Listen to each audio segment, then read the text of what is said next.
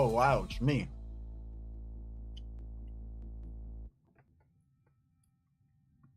It's a me, the Friday. And some fries. I'm gonna launch some APEC. Let's do some YouTube. See if my pen gets hit or not.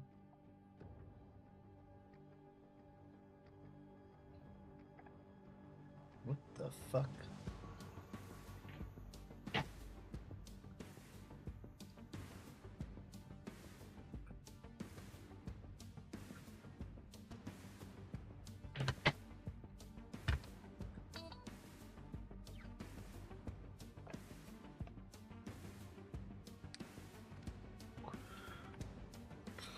Why does the trash charger work, but the regular good charger doesn't work?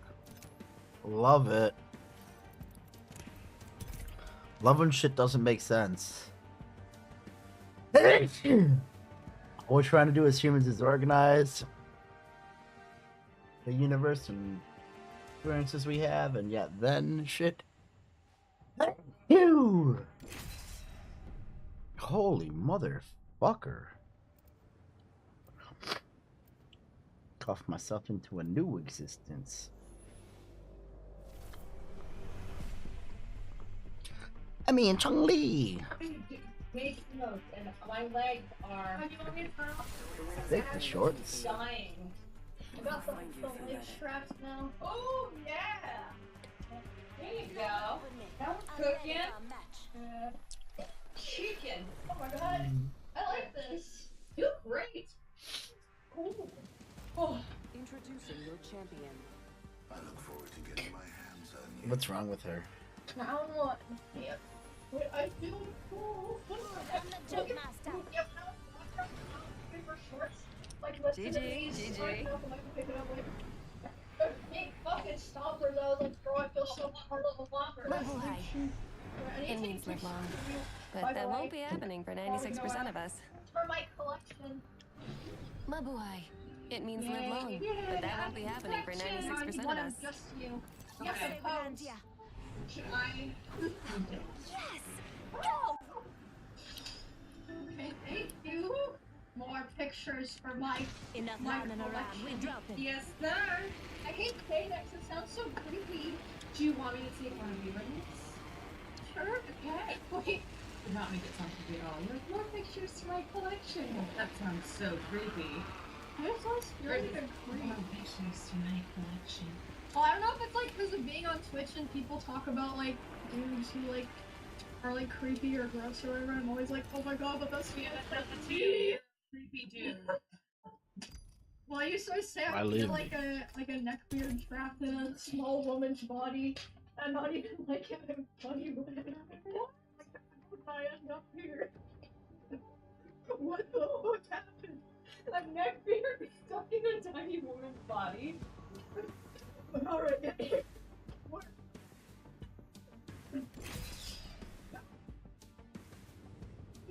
Show the guns. So good. The guns really, they're not really gunning. I haven't done an arm workout. I haven't done, you have more, mine is just kind of straight. Oh my god, but there's like, you can see who I thought. See your imperfections in your enemies. Mount. Let's try and do You guys look awesome. Okay, so standard. This is very thin, but I like how you went Ryu when I'm so Ken. well, I had to get. Introducing your champion. This is awesome. Try as you might. Because you're not happy to make it cat again. So Yeah. Hey. Oh. You can have whatever you like. Yeah, you can have whatever you like. No mercy.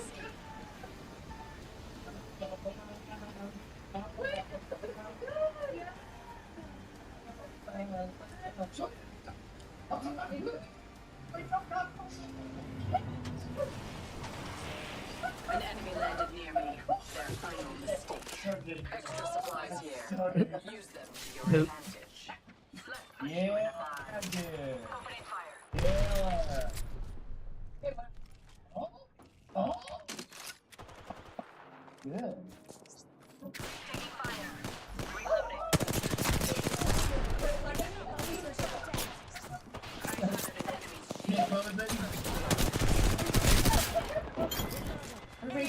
I had to get out of there, buddy. I fucking dying. I knocked one on the way out, though. Enemy shield taking fire. Yo, her ass is. These bonds aren't easily broken. Yeah, she turned back and goes, Do not revive me. It is unsafe. Next ring's far. no, it's this one right here. She's turned around and she's got like the braids. That's a She far goes, ring. oh, yeah, that was it. What are you sticking?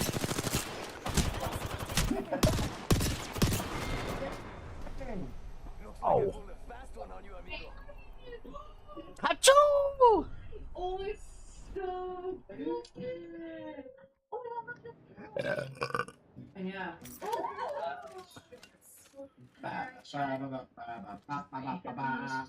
They came out good. There's mine. Me and Caroline. Oh my god. She looks so awesome. And this one's still the best thing. I can't tell. Is that me right there? Because I was girl. That's you. Have a close face. Nice. Nemesis here. Alright, you guys want to go eat? Sure. In the cosplay? Yes, indeed. I will Yay. hang out and have some water. It'll be great. Oh, thank you. Well, that's so generous. Alright. Oh my god, it's all red. I'm just lit up by someone's brake lights. Oh, that's from the light.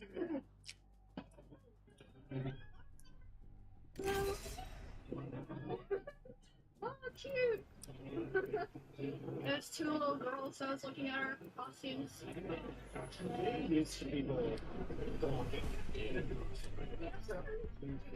done this a couple times, so they were so excited about it. They're like, yay! Yeah, they look at it. Do you see them like? That's like those two people mean bugging us. Your Carolyn looks so good. Oh my god, it makes you so perfect. It's so tall. I'm gonna clean their toes. This is your champion. Aw, tiny makeup.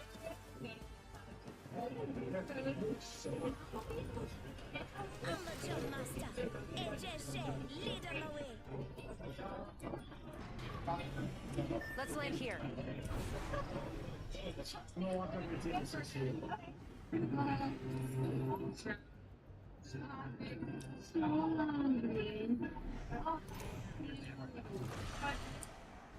Oh, brother.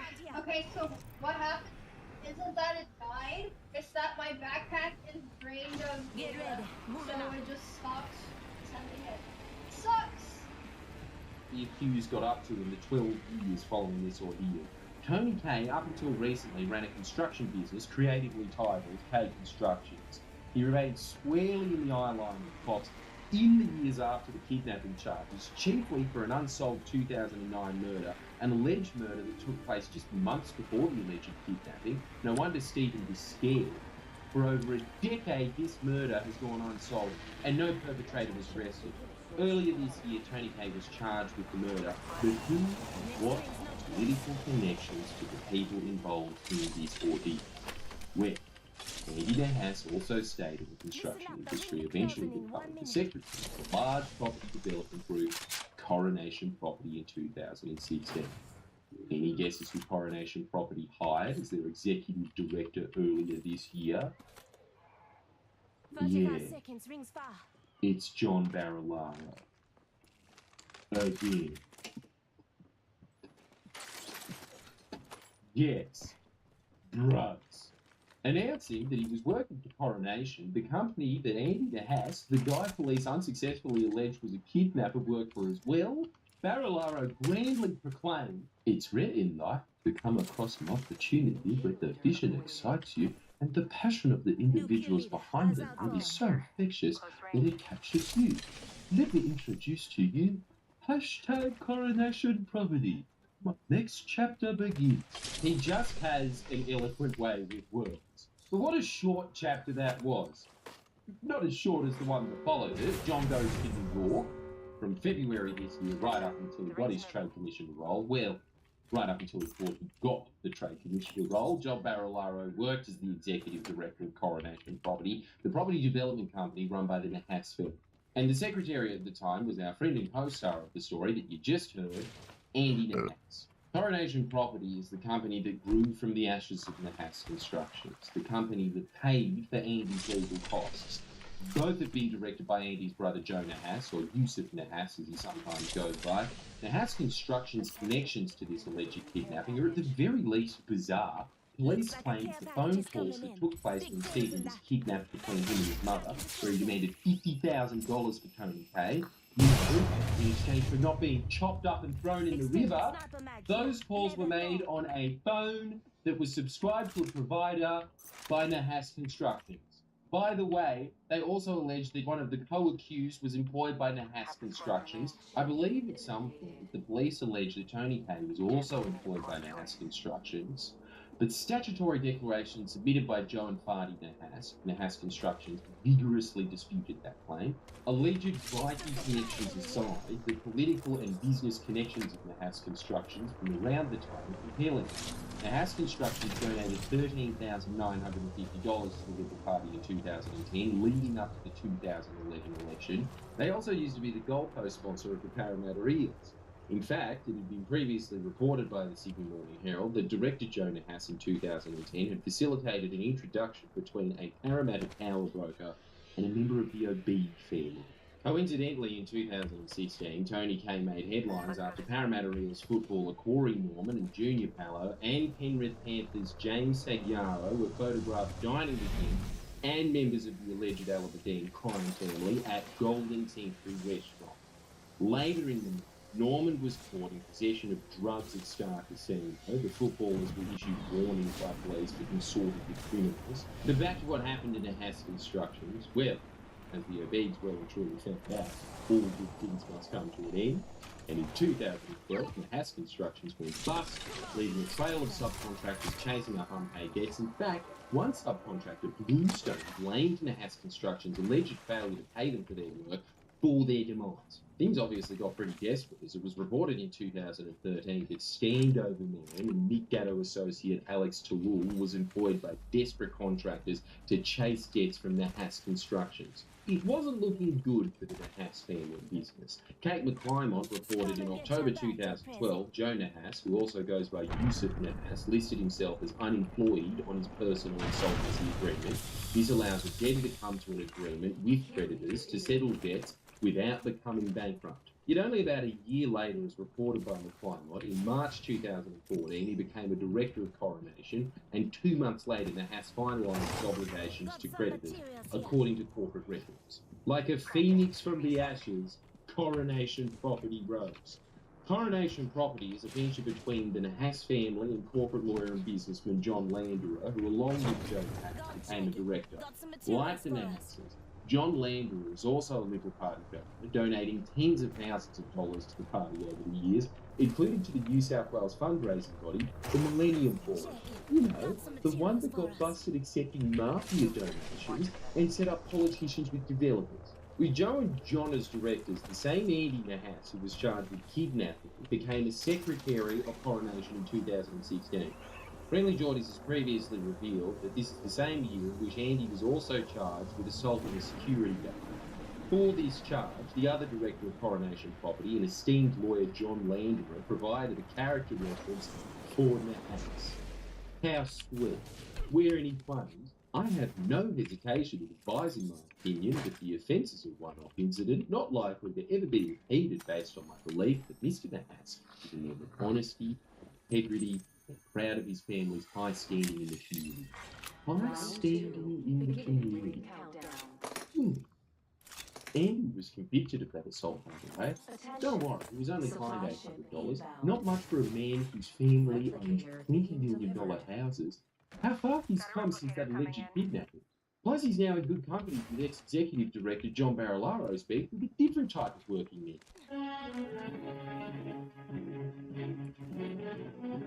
Coronation really do seem to be his people. I'm saying it now, he shouldn't have quit. They too understand the troubles of dealing with impertinent media. Take a look at these media clips from a few years back. Some of Sydney's biggest developments, millions of dollars, an allegedly stolen Lamborghini, an attempted home invasion and assault. They're the ingredients of a family war being played out right now in a Sydney court between three wealthy brothers. The Nahas family is behind some of our biggest developments, from the paper mill in Liverpool to a luxury tower in Parramatta, not to mention lavish weddings like this. Shutting down the City West Link in the months before Selena Harge's nuptials made headlines. 45 left. But the cracks started to appear earlier this year in the form of a family feud over millions of dollars. Fadi Nahas on one side claiming the dispute sparked this. CCTV of two unidentified men trying to kick down his front and back doors as his wife and child cowered inside. The cause of the incident, however, remains unknown. Once we're warriors, three of us, we'll grab what we got. Just falling apart. Zero over money. Fadi, who claims he wasn't paid his cut of the Coronation Property Company, was accused in court of intimidating the managing director, his brother Joseph. What are you doing, telling bro? him, Are you not coming with pay me? my money, and it's going to be nothing under $5 million. The court heard he also punched I'm going his around the brother circle. I'm in not the leaving face it. and took I his thought you put people Lamborghini down. out Didn't you to mark people down Range there? Rover. Fadi doesn't deny those allegations, but says the luxury cars were in lieu of the money he was owed. My client thought he was entitled to a payout, and he hadn't got that, so that will be part of his defence. The feud far from over, the hearing will resume later this year. Kelly Fedor, 9 News. Together, they built some of Western Sydney's biggest luxury developments, but tonight, the Nahas family is torn apart. A dispute between brothers landing one in court on criminal charges. It's a decision which brought Fadi Nahas relief, but not much more. Very disappointed it came to this. I don't see it as a win for anyone. If anything, it's been a humiliation. Allegations he intimidated his elder brother and stole luxury vehicles withdrawn after Joseph Nahas decided he did not want to give evidence. The elder Nahas is the managing director of the I'm about to crap. You're the. Oh my god. Developments which include the paper mill. I'm an idiot because you went in there and died. In Parramatta. It's that company which Fadi Nahas said they fell out over, admitting he took things too far in March when he confronted Joseph Nahas saying, "You don't want to meet up, you dog," before he slapped and punched him. The magistrate accepted the assault came during the ongoing dispute between the brothers. She said this was out of character for a man who did not have a violent record, and so she handed Nahas a $1,500 fine. Families and money are always a problem. Most people would agree with that, but being able to resolve it is a great outcome. And Fadi Nahas says he'll still pursue the money he claims he's owed. So in due course, they will be resolved. In trouble. Barilla sure can empathize. These videos appear to be completely scrubbed from the net and were only available from databases, despite only being a few years old. I can't really offer much more information on them, but I wonder who sent those mysterious men to Fadi Nahas's house. Anyway, remember how Tony K, Andy Nahas's co-accused, was caught hanging out with people who police alleged members of the Alameddine crime family? Well, Friendly Jordans has something exclusive and cool to reveal. Here's a picture of the ex-deputy premier's ex-business partner and guess ex-boss, considering the Nahas family runs Coronation, ex-accused kidnapper Andy Nahas hanging out with the Alameddines. There's Andy, all 5 feet of him. See that guy? That's Masood Zakaria, an alleged Alameddine heavyweight and now on the run as one of the most wanted men in Australia, wanted over his alleged involvement in a failed attempt to kill Ibrahim Hanzi. The company he directs, Zach Services, is also a shareholder in labour hire business Alpha Omega Enterprises. We asked the Coronation or MM Jordan if done any business with Alpha Omega Enterprises. They didn't answer directly. This guy over here, that's Joseph Bokai, alleged leader of the KVT Islander gang that is aligned with the Alameddines. He's currently in prison, refused bail over the same failed plot to kill Ibrahim Hanzi. And him? That's John Batesari, another Alameddine associate. Earlier this year, he handed die! It's after being wanted alongside Masood and Joseph. He was charged with 9 offences, which included the usual drug possession and supply, dealing with proceeds of Could I blame the other guy now? criminal group. I hadn't had my It's partner just with insane. me. In just December last year, all 3 of these men were wanted by the cops, and here they are posing for pictures with their deputy premier's business partner. And this guy? That's Ali Yunus, the cousin of the alleged head of the snake, Rafat Al-Madin. You might know him better as a huncho.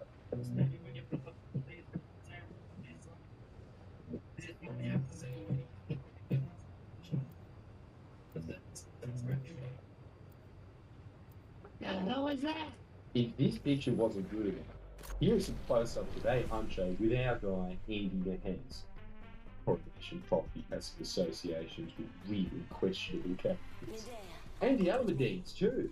We think this trade commissioner scandal is outrageous, but these are the people that the ex-Deputy Premier of New South Wales went to work for immediately after leaving office, and the Parliamentary Ethics Advisor approved it. Nobody better. Apparently the second highest office holder in the state, parachuting from that job to become a property developer, it's just fine in New South Wales. It's already been reported that John Barilaro made representations to the Building Commissioner on behalf of Coronation Property. So watch this space. We put questions to John Landerer, Andy Nahas, Joe Nahas, and John Barilaro. Their responses are here. This is just the beginning of an ongoing investigation into Coronation Property. We have more to come, especially pertaining to their dealings with contractors. So if you've had dealings with Coronation, or have any information you wish to share, send it to friendlyjordies@protonmail.com. Stories like this take a large amount of time, resources, legal risk, and just plain risk to produce. If you appreciated today's video and would like to see more long-form investigations like it, please become a patron. Links to our Patreon in the description. You can also click the link here. You can also buy a Fixated Persons Unit t-shirt. And as a final note, I want to emphasize the size and will of the Coronation Property Code. This video was the story, or lack thereof more accurately, about the people that ran a bus construction company rising from the ground to be Crenton, one of Sydney's largest developer firms, Coronation Property. Their website today reads, with over $5.3 billion in mixed-use projects in the pipeline, Coronation Property's story has only just begun. And you know something? I think they're wrong.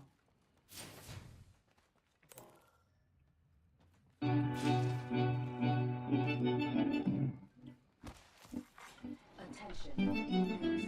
Kill leader. New kill leader. Eyes out for. Wow, we finished that whole dock already. Gotta go move, remove, remove.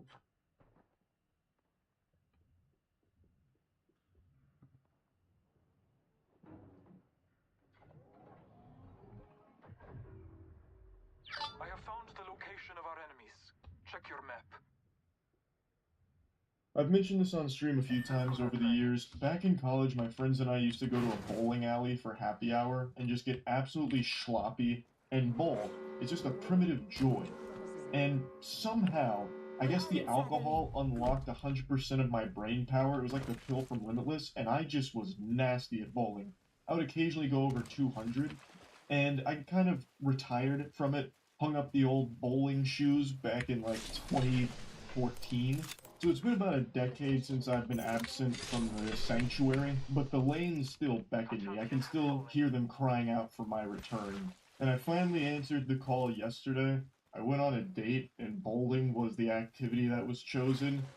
And I don't think she knew exactly what kind of ancient evil she was unleashing on those lanes. For the first couple games, I goofed around a little bit, but on the last game, I decided to dust off the cobwebs, shake off the rust, and I awakened a demon that had been slumbering for a while, and this was the result. I showed absolutely no mercy. It was cutthroat. I was shitting on her like I had a scat fetish. I'm sure I ruined the date, but man, I gained something far more valuable. A bowling talent, the likes of which the world had never seen. But unfortunately, it hit midnight right after I got that strike, and they shut down the bowling alley mid-game, shut it off, took it offline and I couldn't finish it, which I thought was just downright sinful. And it actually kept me awake last night. So I went bowling today just to get back out there and see if I could do it. And I could fucking do it. The first couple of games, I was just getting a feel for her, trying to figure out her oil patterns and get to know her. And the ball wasn't catching the way I'd usually like it to with my spin. So I decided instead of going for a really outrageous spin like I've been known for, I instead went for more power and less spin. And I of course always grab the heaviest ball here, so that way I throw like a fucking grenade down there so the pins just explode and give me the best chance of a strike. I got over 200 a couple times, but nothing I was super proud of. So this one's 5 strikes in a row to close out at 200 even. Also, filming in public is so shameful for me, but I knew if I was just taking pictures, You no one good? would believe me, because no one ever does when I talk about it on stream. So I had to set this shit up by putting it in my shoe and putting it on a chair and hoping nobody saw this embarrassment from me. And the angle is abominable. I look like Sasquatch, but with the flattest ass of all time. My sweatpants make it look like I'm wearing a diaper. But anyway, the 200 5 strikes to close it out, it's not bad, but I wasn't super thrilled about it either. I knew I'll I craft had you. to do better. So I channeled my inner Pete Weber. I said, damn it, right? Who do you think you are? I am. And I put together this masterpiece. Showcasing proper bowling etiquette, letting the people around me go first, waiting for my opportunity to strike. Once the coast was clear, it was go time. And bingo, bango, bongo, a beautiful strike. A heat-seeking missile, blasting the pins, showing them who the boss is, kicking this off in the right way. Frame number 2, same song and dance, you know how this story goes. Right down the pipe like a skilled surgeon, bang. Another strike. Frame number 3 for that sacred turkey, easy. Not even a challenge for the master here. Textbook technique, executed flawlessly per usual. In an absolute flow state, the quad, yep, that was guaranteed. Mom, get the camera, I'm gaming. I now notice the camera's not really doing justice to the speed at which I'm throwing that lumber down there. The velocity on this shit has to be Mach 3. The only thing this camera's able to catch is the bowling ball's after image, because I am absolutely launching it like a railgun down the lane. I'm averaging over 15 miles per hour per toss here. I'd usually like to get a little bit higher than that, but I was getting a little fatigued, I'll go ahead and admit it. Now, here comes the pin to kill. Does he have it in him? Does he? Well, yeah, he does. Just like the Writers Guild, I'm going on strike. 5 in a row. We're already off to a great start here. In fact, the best start you can have. It's the perfect game right now. I don't believe in human emotions, so I wasn't feeling any nerves whatsoever. The 6th frame, also known as the hardest frame in bowling, unfortunately, my Achilles heel. I got a bit of a bad run up there, lost my balance, and ended up missing it. The ball just kind of squeaked out of my hands a little early there from a bad run-up, so it happens, is what it is. Even the best bowlers in the world have something like that happen from time to time. But when it comes to spares, I usually don't miss these. I am an absolute monster when it comes to picking these up, so that one was in the books the second it left my hand. So we're still cooking up a wonderful stew here, a beautiful dish. On the 7th frame, I come back outside your window with a boombox in hand playing your favorite song. It's the one where I get the strike. So that was back to business, so we're right back on the saddle again. We had a bit of a hiccup there with that 9, but I got the spare, so we're still in good shape. Frame 8, I heard someone make a wish upon a shooting star that I'd get the back-to-back once again, so I did. Another double, because what else am I going to do up there? I'm in my element right now. It's still looking like I can squeak out an incredible game, and I am. I'm going to go ahead and give you the spoilers right now. I crank out the best game I've ever bowled. And this is, again, after a decade's worth of rust and grind build-up here. So now we're on the 9th frame, and it's looking pretty good. That's exactly where I want it to be, but tragedy strikes, unfortunately. That little bastard over there, that was the worst pin to survive my onslaught, because since I don't bowl that often, I don't practice picking this up anymore. I used to be really good at this wacky spin you're going to see me do right here. Like 9 times out of 10, I was automatic with that shit, but unfortunately here, I miss it by a fucking millimeter. I manscaped it. I shaved it on the way by. I gave it a little kiss, a little smooch, but it wasn't enough to knock it over. So, an empty frame, which is a bowler's greatest shame. So, I still had a chance to turkey out and get an incredible score. It's another beautiful bowl, but again, tragedy strikes once again, lightning in the same place. You hate to see it. Another 9, but this time it's in a position where I don't miss these. I think I could do this with my eyes closed and thumb up my ass. So easily pick up the spare, no sweat about it. and I just wanted to at least close it out with a strike because it deserved it. This game deserved to be at least finished with a strike. 3 9s is a heartbreaker because those could have easily been strikes. They were so close to being strikes as well. It's just a real shame. So here's last bowl of my amazing game. It looks great, right where you wanted. I got excited, and then once again, another 9. 3 9s to close it out for a 235.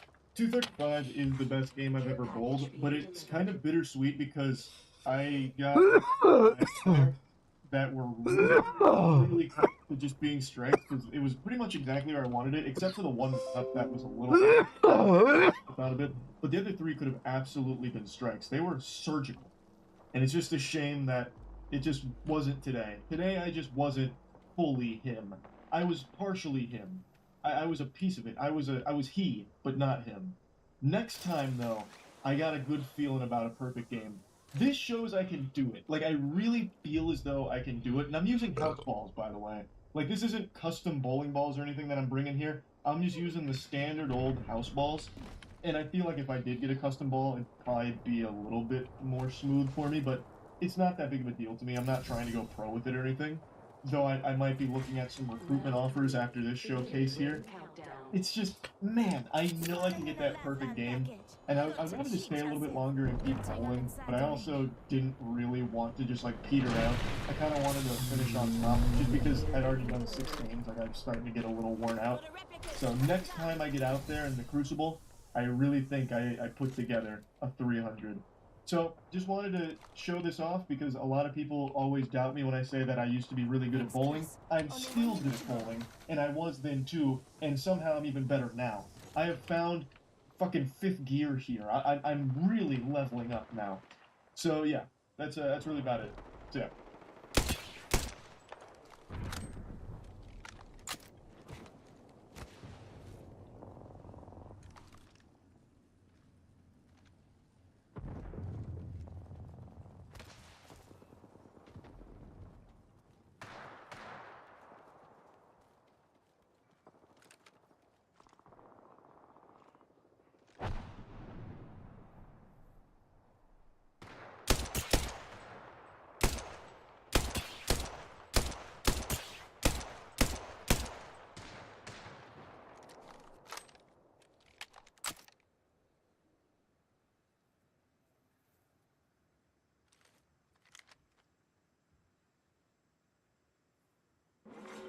Warning. Ring movement in progress. Looks like I'm inside the ring. Delivering care package.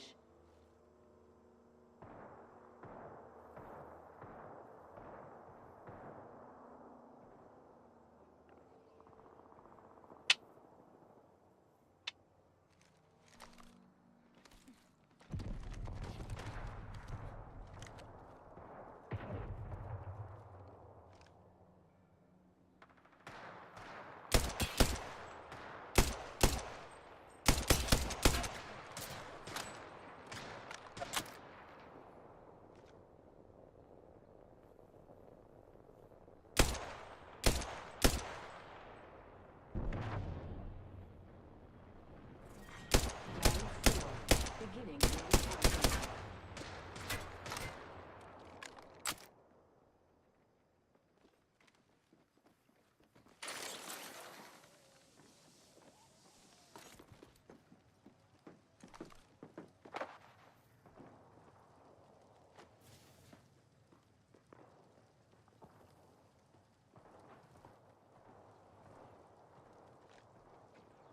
One minute till ring close.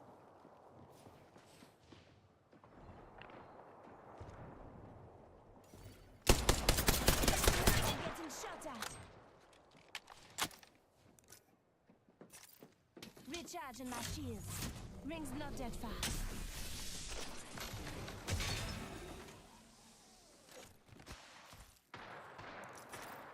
Just giving my shields a recharge.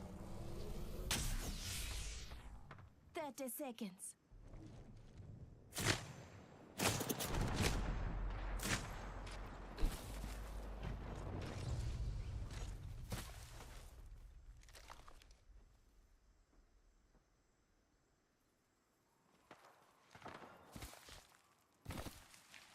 Just 10 seconds.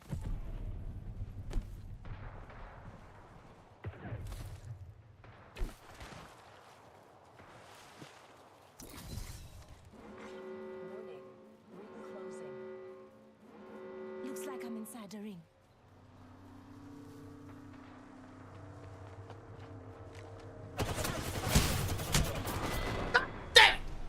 You call that a firearm? That's adorable.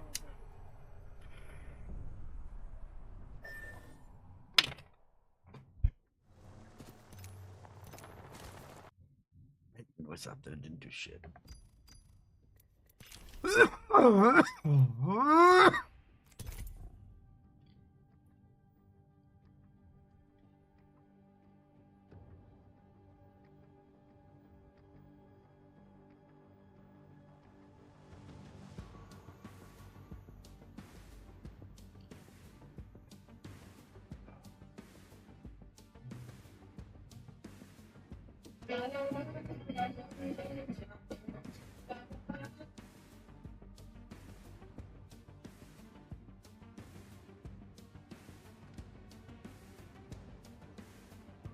The fuck is this? Why are the Beatles playing? What in the absolute fuck? What if this could change the world? A burrito. Yeah, It can. could. You're so weird. Chipotle is planning on hiring tens of thousands of new workers in an effort to prepare and be completely staffed up for an important season of the year. It's known as burrito season. It's when, over the span of a few months, Americans just have an undying appetite for burritos. So burrito sales go up 20%. That is a thing, and it has to do with weather. So I have theories. it's between March and May, and it's, again, mostly due to weather and daylight. Square, the company that provides restaurants with those little white card readers, confirmed to Business Insider that They from don't March catch through white May last year, it saw a 20% increase in burrito sales at locations using its tech compared with the 3 prior months. So last year, the chain did the same. They hired 15,000 people for the busy season. This year, they plan to hire 19,000 people for the busy season. And the chain said that the extra workers will reflect its growth. They're also opening up new restaurants throughout the country, so they're going to need additional staff for that.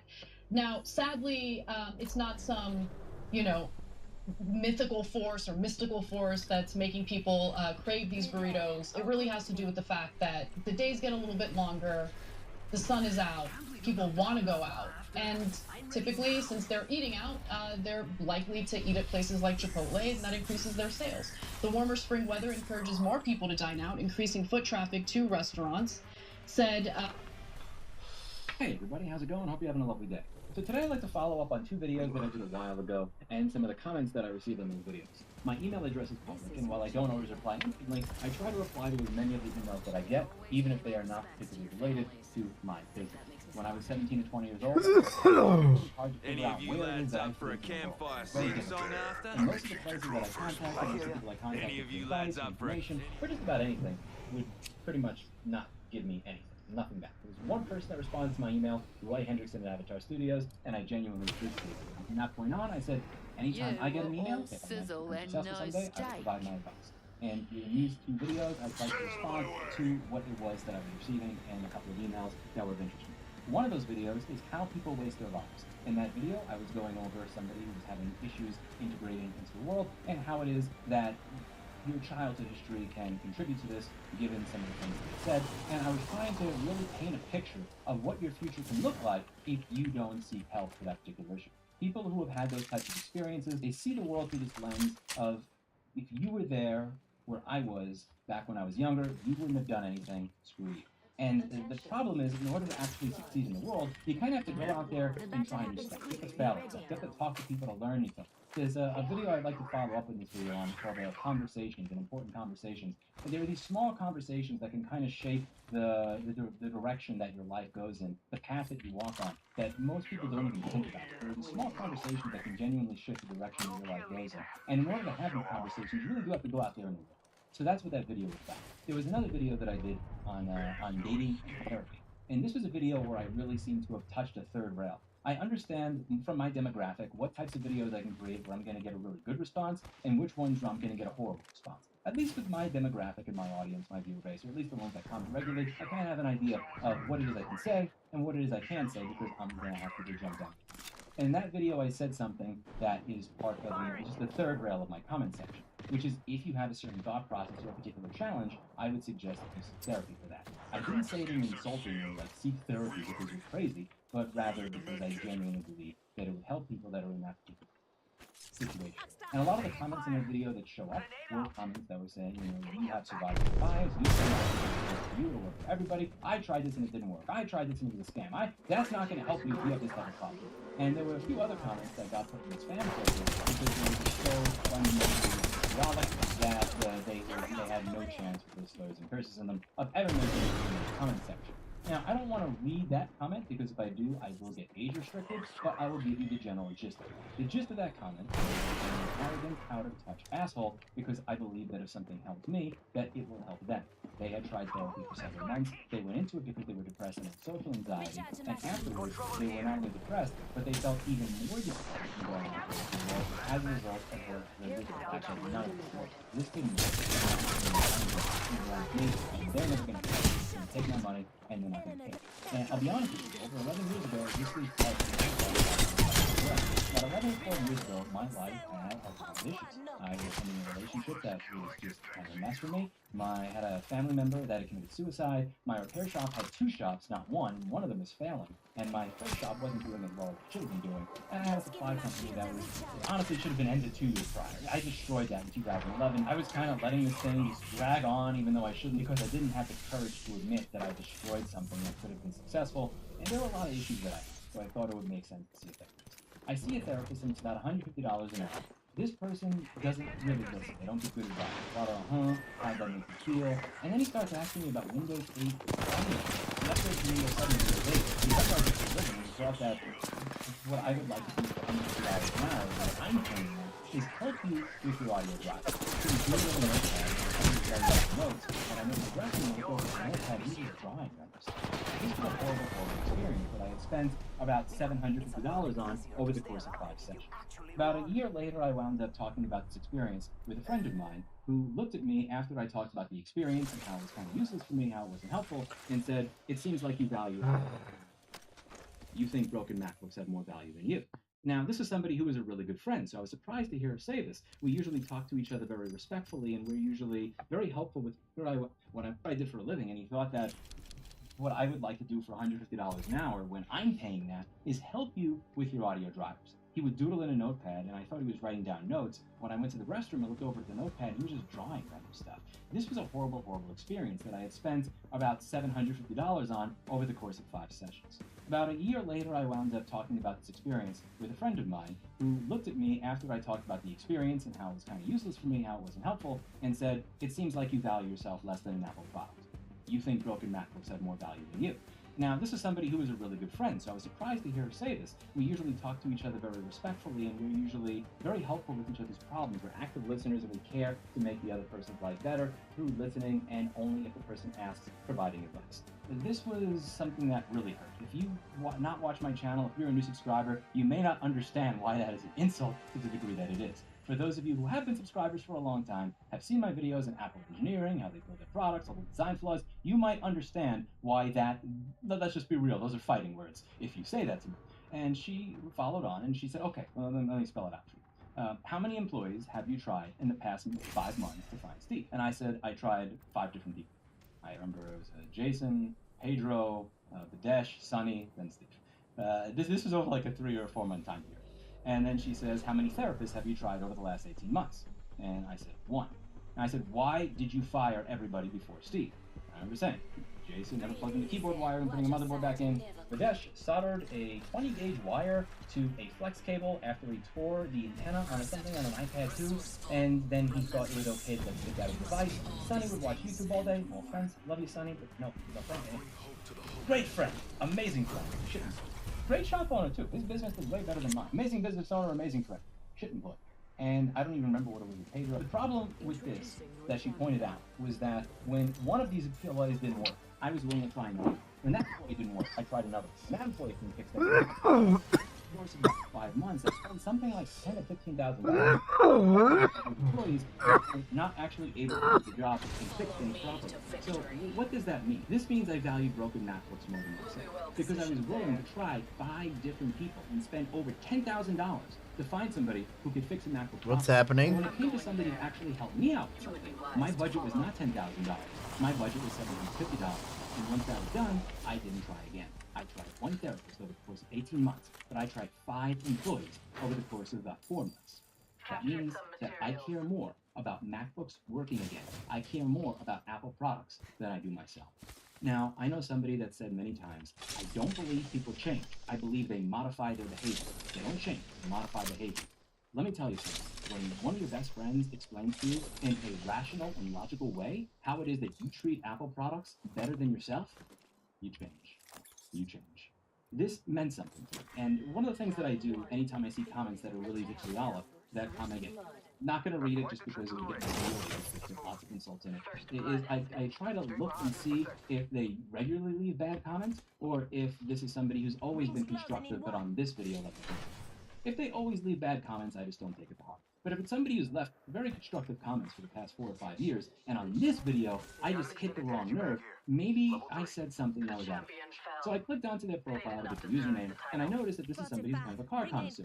He's not a large YouTuber, he has about 2 or 4 subscribers, probably just a couple of friends and family members. He was going over his process that he uses to decide what the next vehicle is that he's going to get. What vehicle does he want? How does he go through the process? How does he try them all out? And over the course of about a year, he tried something like 3 different vehicles. So what I did here was I took a little checkbox to take his comment out of spam, and I asked, how many therapists have you tried? And he actually responded to me without cursing me out. He said, I tried 1. And then I asked him, how many cars have you tried over the past 6 months to find a car that you like? And then he said, you. What is my point?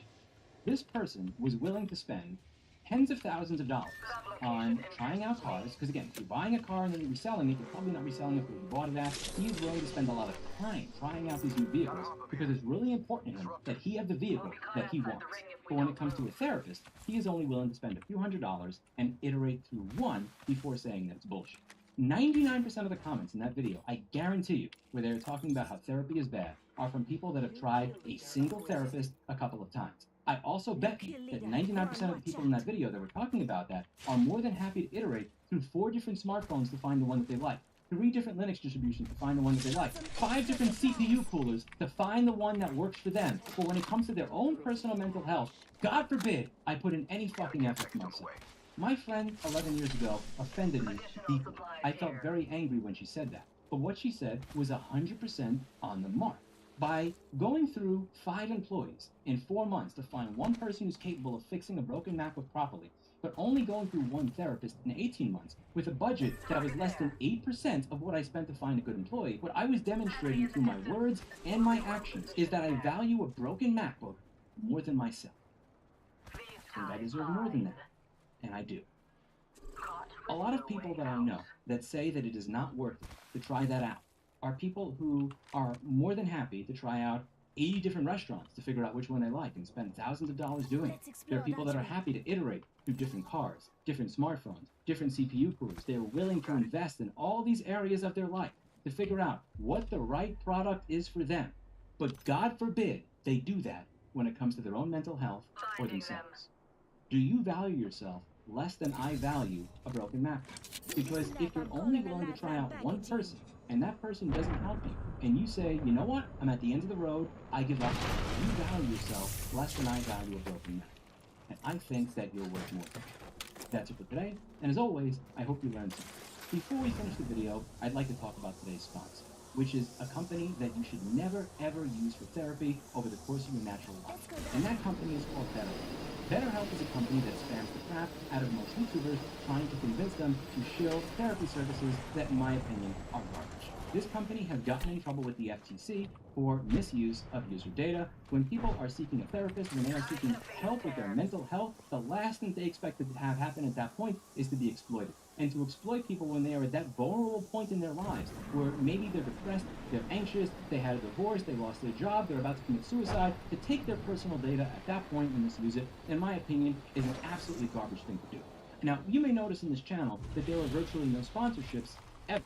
And one of the reasons for that is because I actually try out the products that people email me asking me to sponsor. And one of those products was BetterHelp about 2 years ago. 1 or 2 years ago, they asked about this. So one of the things that I did is I actually signed up for BetterHelp, and I wanted to figure out how the service worked and see how it was. I tried out a therapy session, tried out 2 of them. Do not go in there. Somebody who didn't really seem to be that interested or care. God. And the second one was with somebody who did show up.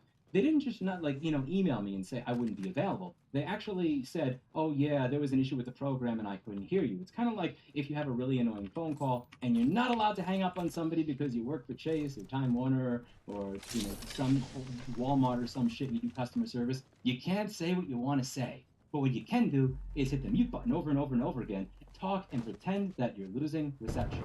And it was something like that, where like, I know for a fact that you were able to hear. I know for a fact that the software was working, you just wanted out. And the experience that I got was absolute garbage. If you are having issues with your mental health, I would highly suggest that whatever therapist that Why you are we find going is this not way? This is somebody dumb. That was a part of a paid advertising program from Good people luck. on YouTube. People on Good YouTube that luck. promote these programs are getting paid lots of money to do so. So there is a fundamental incentive structure to take for them to not actually try out the services. Because if they try out the services, yeah, if it's good, well, I was going to market it and get them back anyway, so I don't gain anything there. But if it's bad, then I'll feel guilty recommending it, and maybe I won't. So there's an incentive structure baked into the cake for anybody that is doing these types of paid sponsorships on YouTube to not actually try the products that it is that they're recommending to you. And if they do try the products they're recommending to you, to only try them out at a really superficial level, not because they're going out of their way to screw you or be lazy, but just because in their subconscious they realize that if they find a fault with that product, they will feel worse for promoting it. So if there's no fault, they'll feel better promoting it. And what better way for there to not be a fault than to not go looking for them? Many of the products that I have been asked to sponsor have been products that are, in my opinion, total garbage, or for companies that abuse consumers. When it comes to sponsored recommendations, YouTubers are not your friends. We are people that speak into a camera as an artistic outlet, or as friends like to joke, an autistic outlet when it comes to me, or in all seriousness, people that are just looking to get a bag and make money. They see this as a way to clout. They see this as a way to get attention. They see this as a way to make money. They don't care about you. They don't care about your personal well-being. They care about getting a bag. You should not trust people on YouTube when they are getting paid to recommend you shit, especially services like this. That literally one of the first things along with user data is an FTC violation where they had to settle with the FTC, and their apology on their own website is not a real apology. It's kind of like the South Park Cable Guy apology where they're doing this. Oh, it seems like you don't like our packages. Oh, it seems like you don't like what we do with user data. Well, other people do it. It's disgusting. They're saying essentially, other people have done this too, so it's industry standard, so, we should be able to do it. It's absolute garbage. YouTubers at the end of the day, they're not your friends, they don't care about you, they are looking to get a bag when it is they recommend the services, and you should not trust them. They do not give a fuck about your mental health, nor do they give a fuck about your personal data. They got their bag, they're fucked. Whether or not your therapist shows up, whether or not your therapist is effective, whether or not your personal data is being used for God knows what, they got their bag, they're good. Further, that same rule that I'm suggesting you apply to other YouTubers is a rule that you should apply to me. Do not assume that I have your best interests at mind. Do not assume that I am your friend. Do not assume that I care about you. Be very skeptical of everything that I tell you here, because I want you to be using your own brain rather than being brainwashed by people on the internet. And the only way for that to work is if it is applied universally. Always look into what I say. Always prod. Is this really true? Does this really make sense? Is this really I'm in my very best far interest away. being recommended? I always want you to have a little bit of healthy skepticism. Why are you guys over and think there? critically about these things, rather than simply trust that somebody has your best interests at heart because they're talking into a camera, especially when they're being paid tens of thousands of dollars to recommend what it is they're suggesting into that camera. Do keep in mind that if your mental health deteriorates to the point that you jump off a balcony or a bridge, that person that recommended that crappy service is absolutely no care whatsoever, because they don't even know who you are.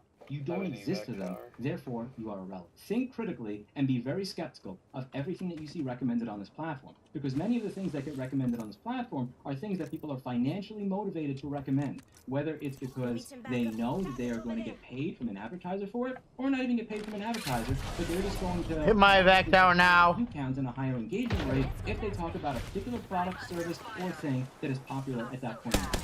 Always do your own research, always look into these things, and always be skeptical before you give your money to people like that, especially when it comes to your mental health.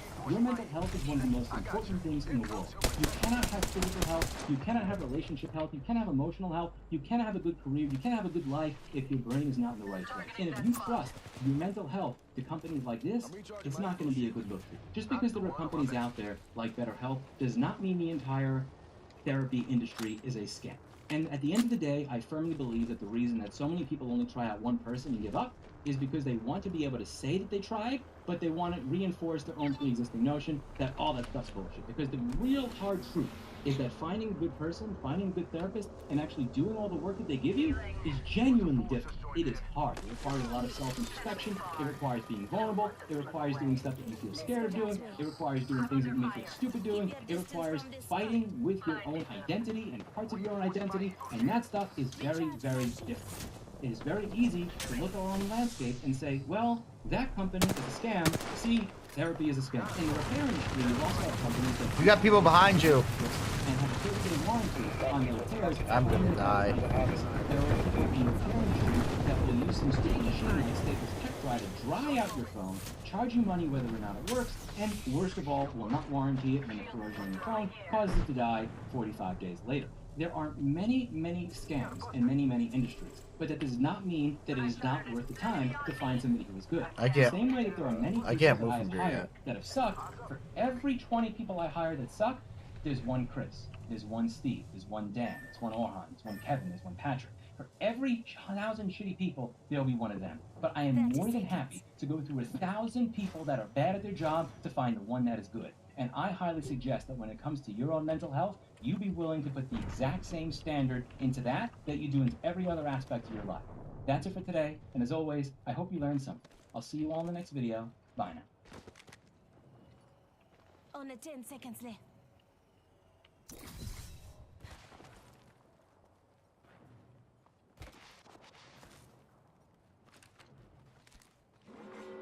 Warning, room closing. Care package being delivered.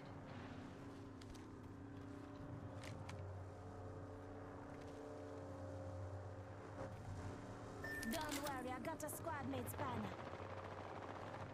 I picked up a teammate's banner.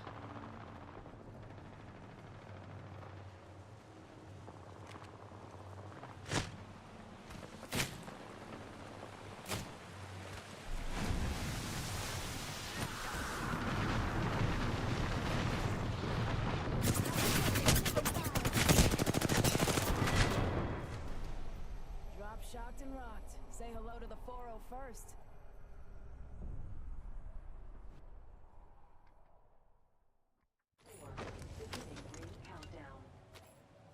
Pokemon says there was something crazy that happened with a Twitch employee she just might expose. There was something absolutely batshit crazy that happened with a Twitch employee that I haven't fully publicized yet.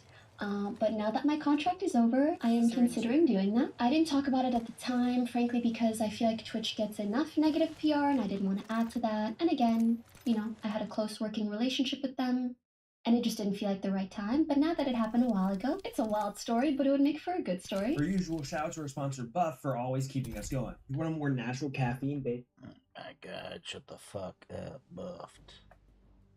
Stuffed. Happy with what the team at Larian's doing for this, because the patches are improving not just the game but the performance. We found that the CPU performance was typically around 5% different from previously at the upper bound of the range, or it was 1 to 3% off and 2% at the lower. It just depended on which CPU it was. Because of the 5% swing and some relevant scenarios for this test, This chart contains only directly comparable data that has been run on the newest game version, and so the dataset is very limited, as it was only collected this week. But it contains the most interesting comparison. The 5700X3D's 105 FPS average yields to the 5800X3D, which itself is at 115 FPS. That's about a 9% lead over the new R7. That has the 5700X3D ahead of the 7600X for performance, and about tied with the 14600K. 7800X3D leads the 5700X3D by 23% in this test, with the 14900K 11% ahead. At 1440p in medium settings, we remain bound by components other than the GPU. This is good news for CPU scaling and means that you'd still see benefit even in the Still opening over there. Keep in mind that our Baldur's Gate 3 testing is an Act 3 and it's in a densely populated market area of the city, which increases simulation load on the CPU. The 7800X3D is at 130 FPS leads this chart, with the 5800X3D at 111. This leads the 5700X3D by about 11%, and the hierarchy remains the same as before. Rainbow Six Siege validated as similar on our AMD Ryzen passes for the most part, but had changed outside of our acceptable tolerances for some Intel CPUs following recent patches and updates since October. We're removing the old Intel data as a result of this. Alright, so you're Intel here is in because limit. you're having problems with Discord. Not remembering its window position. So right now, you're at Discord. It's still open. I See someone out there? So Discord, quit. Forget I said anything. I'm gonna open it. I don't want it here. Can you Because feel this the is speed? this is annoying Yeah, shit. baby. So I want it up there in this window. We'll get to 114, right? Come down.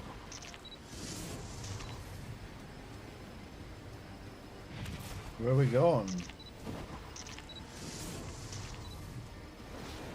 This is your move?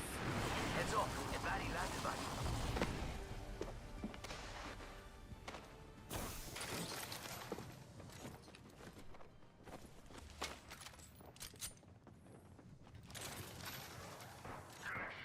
Someone's got a death wish. Throwing grenade. Crack the bad dude shield. Reloading. Recharging shields. Down that one. Round 1. Beginning ring countdown. Reloading. We're all inside the ring. Good. Attention. First blood. We took first blood. Let's explore this way. They're shooting at me. Yo, cracked an enemy shield. Taking fire. Reloading. Charging shields. I'm out of light ammo.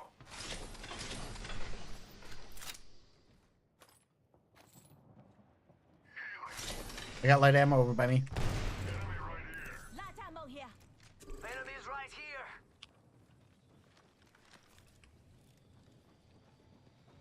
Where are they at? Recharging shields. Taking fire. Crack the bad dude shield. Charging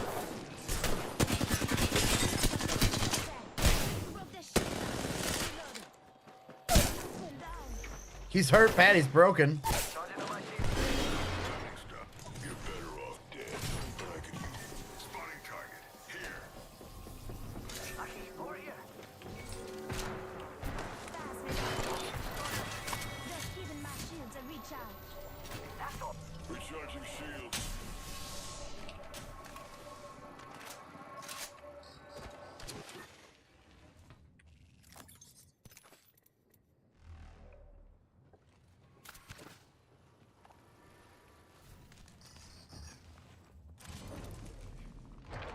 You can't escape.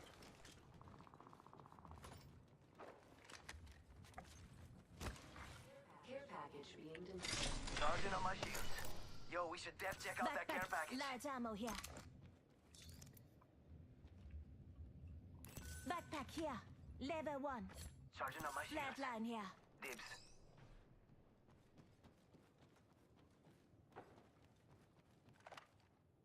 Evo shield here. Shield swap. Level 2. New kill leader appointed. New kill leader. Eyes out for. What you guys want to do? Want to be ballers, shot callers, brawlers?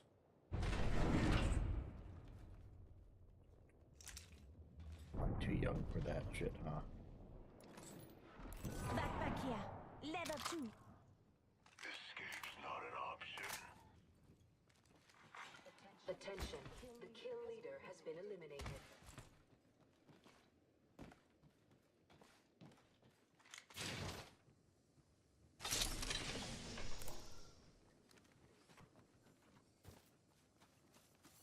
Ooh. Mira, we should check that out. Ha! Hitting the eject button. Just try this game.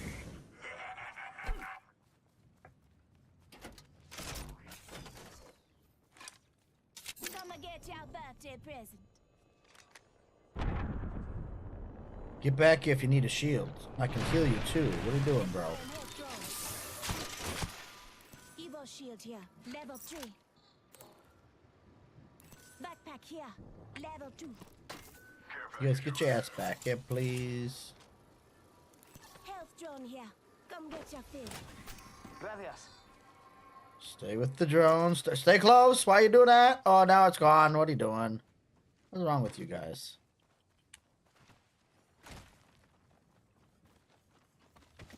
It's go time. If I only had a brain. Doo -doo -doo -doo -doo -doo. Probably right over your head too again, huh? Fucking youngsters. I will not do if I only had the brain. If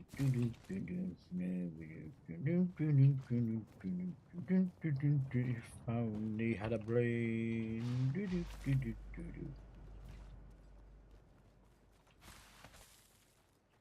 I might be a little bit less of a dumbass. Got some extra supplies. If I only had a brain. This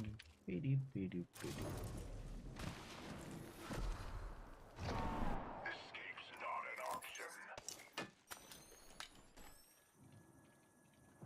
Are you going into hell? What are you doing, guys? What are you? What the fuck? See someone out there. I heard you. Never mind.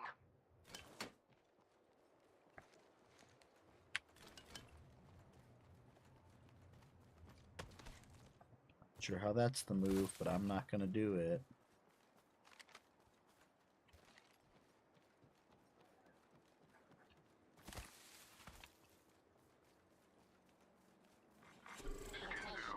There is a new kill leader. Arcstar out. New kill leader, go on, watch out. Saw someone over here. Taking fire. Get shot at. Recharging shields. Next ring's far. Wake up. There's a second squad on us. I'm down. Someone's gonna pay for You're that. not alone. Rápido. Yo, replicators coming in for a landing. And then there were two.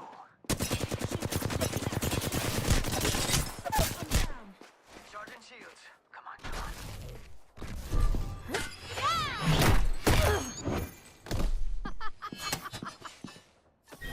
How come there's nobody there to help me?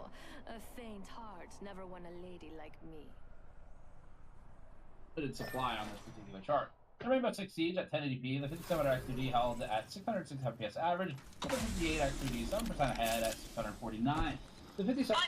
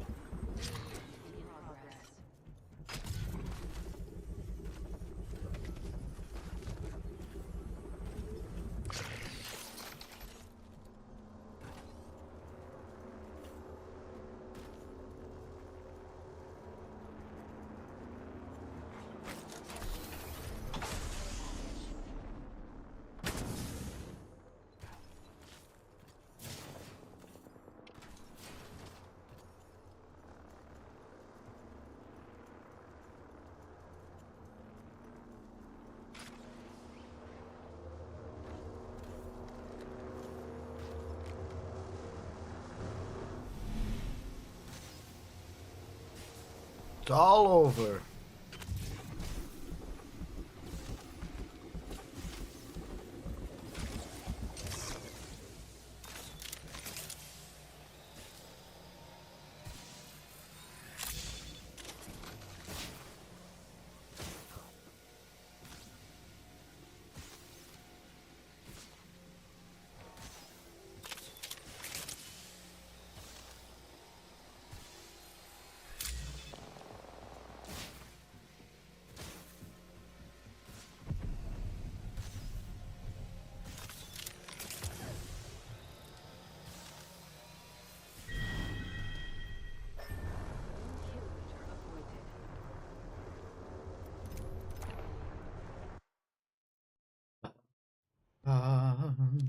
Not even worth it.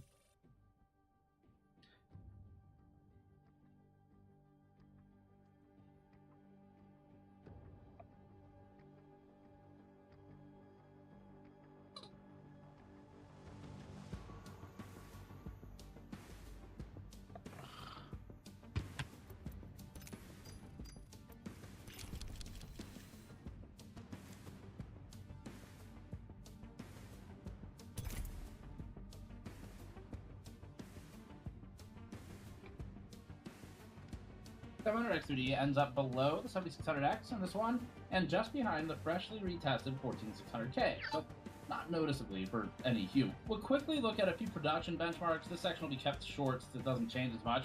In Blender, the 5700X3D completed our frame render in 19 minutes, meaning that the 5800X3D reduces the time to render by 40%. X3D CPUs in general don't provide additional value in this test, and in fact, they typically perform slightly worse than the non-X3D counterparts, as the frequency is more useful in this task after the core count and the thread count. You can see that in the 5800X result versus the 58X3D, and in the 7700X versus the 7800X3D. 7-zip file compression is measured in millions of instructions per second. The 5700X3D completed 90k MIPS, with the 58X3D about 5% ahead of this result.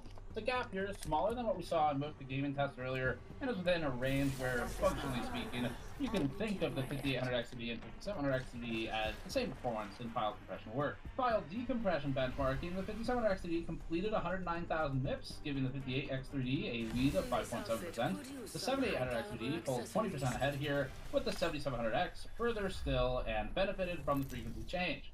The 5800X non-3D leads its X3D counterpart as well. Finally, in Chromium Code Compile, the 5700X3D required 181 minutes to complete the compile. The 58X3D used about 5% less time at 172 minutes, and the 14600K leads both of these massively with a 106-minute result and 41% time reduction from the 5700X3D's result. Predictably, the conclusion is that it's a 5800X3D but a little bit slower. Almost like the spec sheet tells us that. The way the difference manifests itself tends to be to the tune of about a 6 to 10% swing between them, and the price difference is much larger. It's choose your retailer, but at the sort of low end of the price range, 20% decrease. Go from the 5700X to be at $250 to say about a $300 of the 800X. If you're looking at higher price stuff like $315, then obviously the gap is just before that. It's not bad for value for the 5700X3D. Now that said, if this is truly going to be a last hurrah for AM4, then and if you want to stretch it as long as CPU-ly possible, even though the 5800X3D is sort of disproportionately expensive, I guess, kind of lightly used there, but compared to the 57, it's still worth considering it. If you have an AM4 build, say you have 2600, 3600, you're trying to get one last push out of it, you know, if your options are going to be limited to the 5000 series, which they will be, almost pretty confident in that, and it's basically going to be 58, 57 for the best choices, the 58 might be still worth the consideration unless you are more budget constrained. In which case, that's kind of why this is I'm behind the scenes for you. This isn't actually a box for that CPU. But we're pretending it is because we didn't get a box for it. But that's where something like this comes in with a 57. Going into that building. What's less clear to us is whether it'd make any sense to build a brand new AM4 machine with all new parts. We would lean against it, generally speaking. And the reasoning is just that if you want all new, you're not willing to buy a used motherboard, for example, you're going to pay all new prices. And the price is going to put you under still an AM5 platform, because AM5 plus DDR5, it's an expensive combination, but you will get stuck on AM4.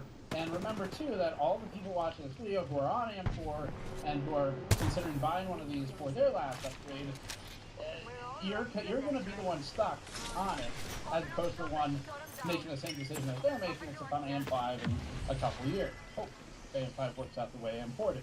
Additionally, the 7800 XCD, the 14600K CPUs like this, they are strong performers and they're competitive with these X3D CPUs, especially depending on which application you're looking at. And so while we wouldn't necessarily recommend someone with a machine that's good go out and buy a all brand new system, we would strongly recommend that for those of you who don't have a machine right now. So that's kind of where we see it. And the 14600K, although it's a price sort of alternative to the 5800 X3D, we're not considering it too much in this head-to-head comparison of the two, so you can't socket 14.6 in an AM4 board. So we're in a different discussion at that point, where an upgrade, we're just talking the cost of CPU and that's it, versus a new build, obviously, it's everything.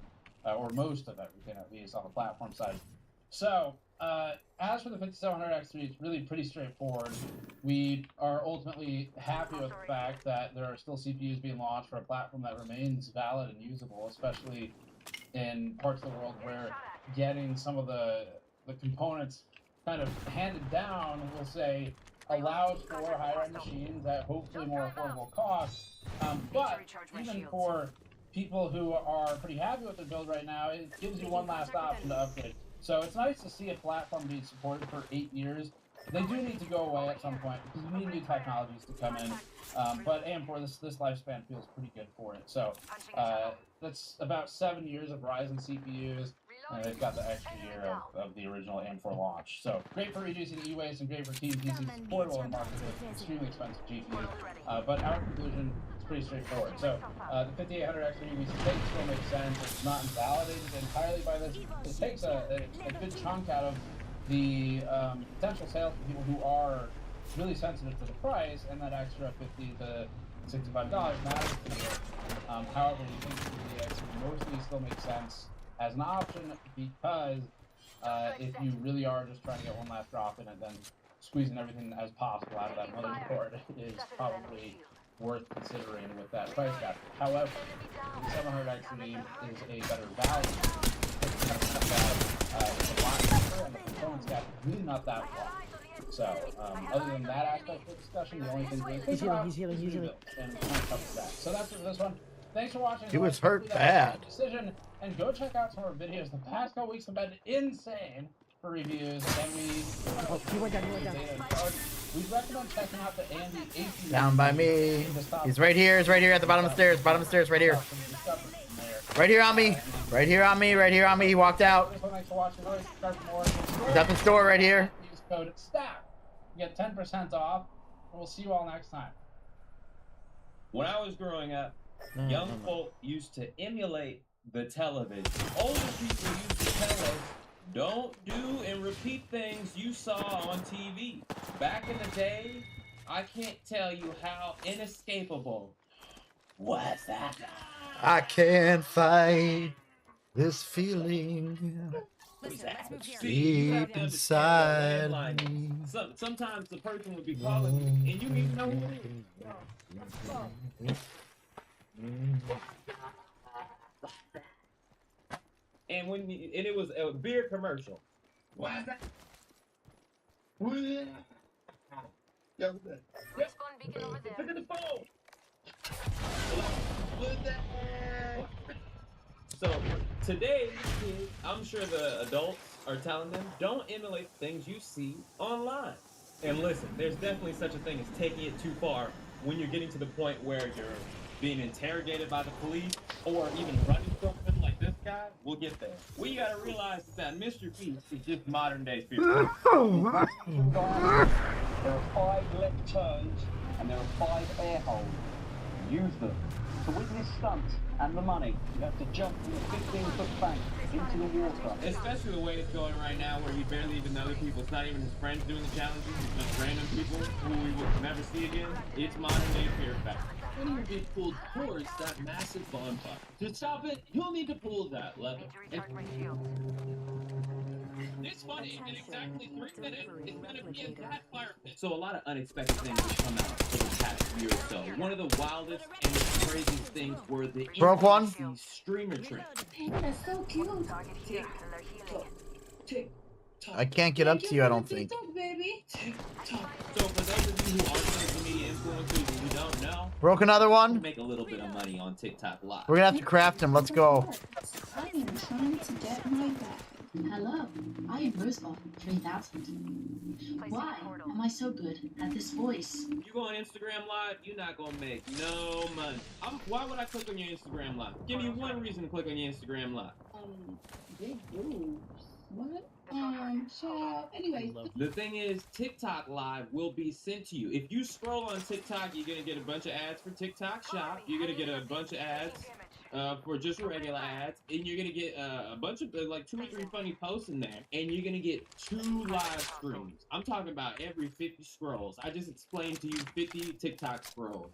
Every 10 posts is gonna be a straightforward ad that somebody paid for.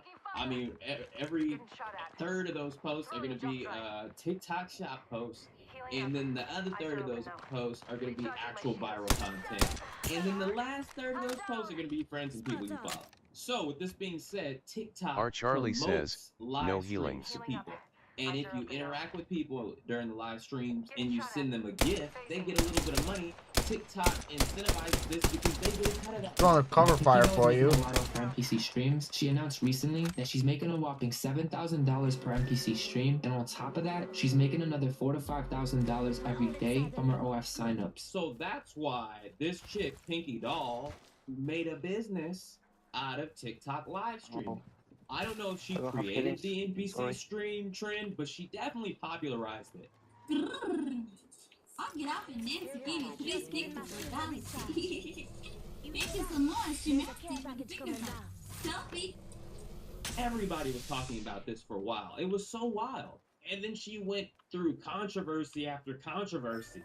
The internet's new biggest star might be lying to you. I know you're thinking, what? On the internet, someone's lying? Pinky Doll, in particular, has absolutely blown up. I mean, not only does she have tens of thousands of concurrent viewers that are actively tipping her, we even have outlets like the New York Times and NBC News writing about her. But then comes the controversy. Some social media users claiming that she's been lying about her age. But she survived. I think one of the first early controversial things about her was when Where the fuck are these kid, fucking was others? supposed to be asleep. Okay. And he came in the room while she was doing her NPC live stream trend.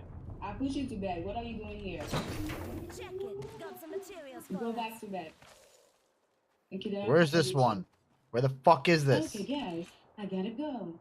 Gotta put my son to bed because you wake up. Me personally, I don't think that she's doing anything provocative at all, but I get it. Like, it was funny seeing her switch from NPC to Black Mother. I'm gonna sell the dog. I don't want a dog anymore. Why? Why are you doing that to the dog? Pop, amazing. I told you to stay in the bed and go to sleep. Why aren't you still asleep? That's how you gotta deal with kids. Listen, I don't talk down to kids. I think that kids are a lot smarter than people think they are. I think that kids are always listening. I think these kids are smart enough to learn who Shadrach, Meshach, and Abednego are. But the thing about Pinky Doll is she just kept rising and rising to success.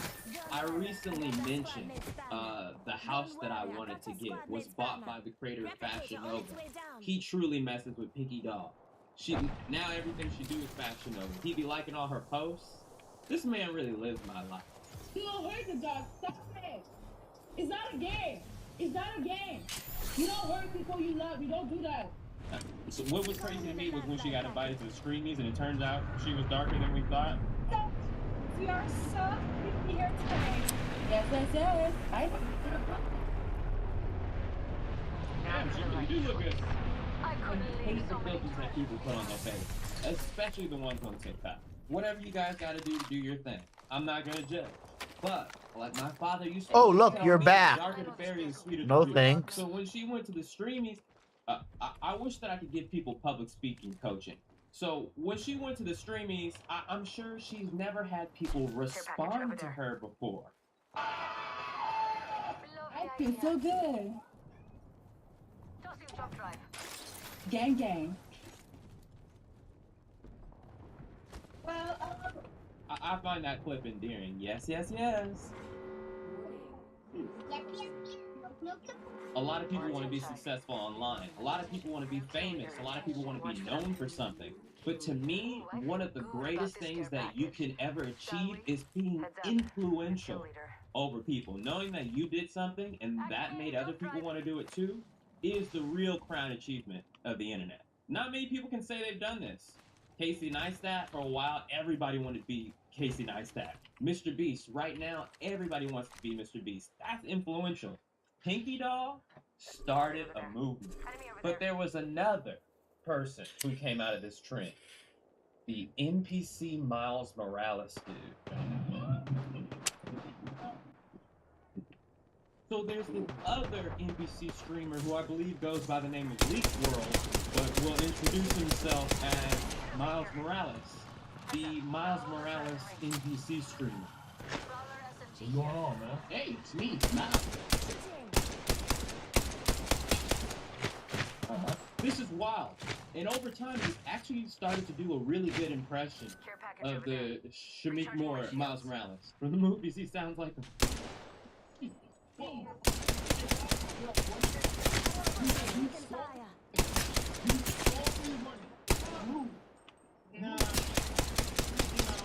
Okay, I'll admit it was really funny the first time when he broke character trying to do his thing in public, and they tried to make fun of him.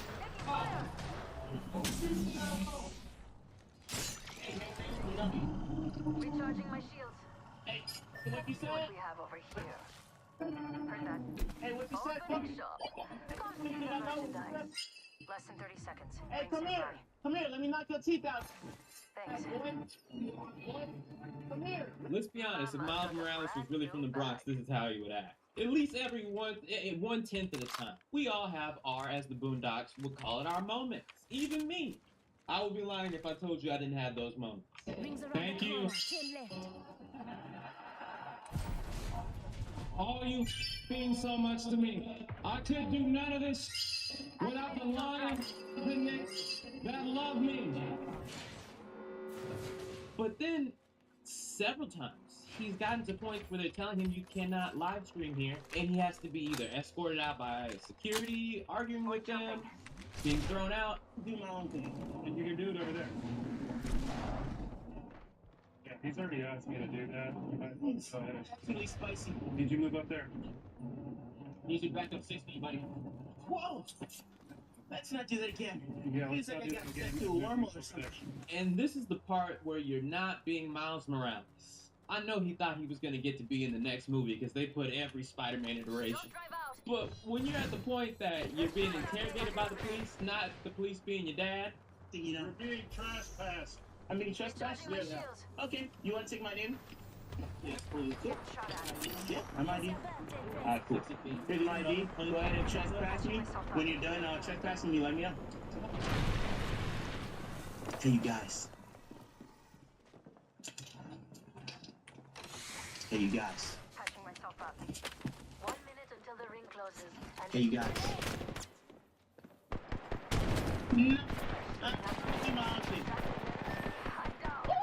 The Cypher is so low. He's like 3 I mean, Miles Morales was great, man. I'll give you that. But this No! Then he went on Drewski. Those are amazing. Thanks. Hey, it's me, Mouse. Enough of those, and I have a bouquet. Turn out the music, turn out the bass, turn out the music, turn out the what?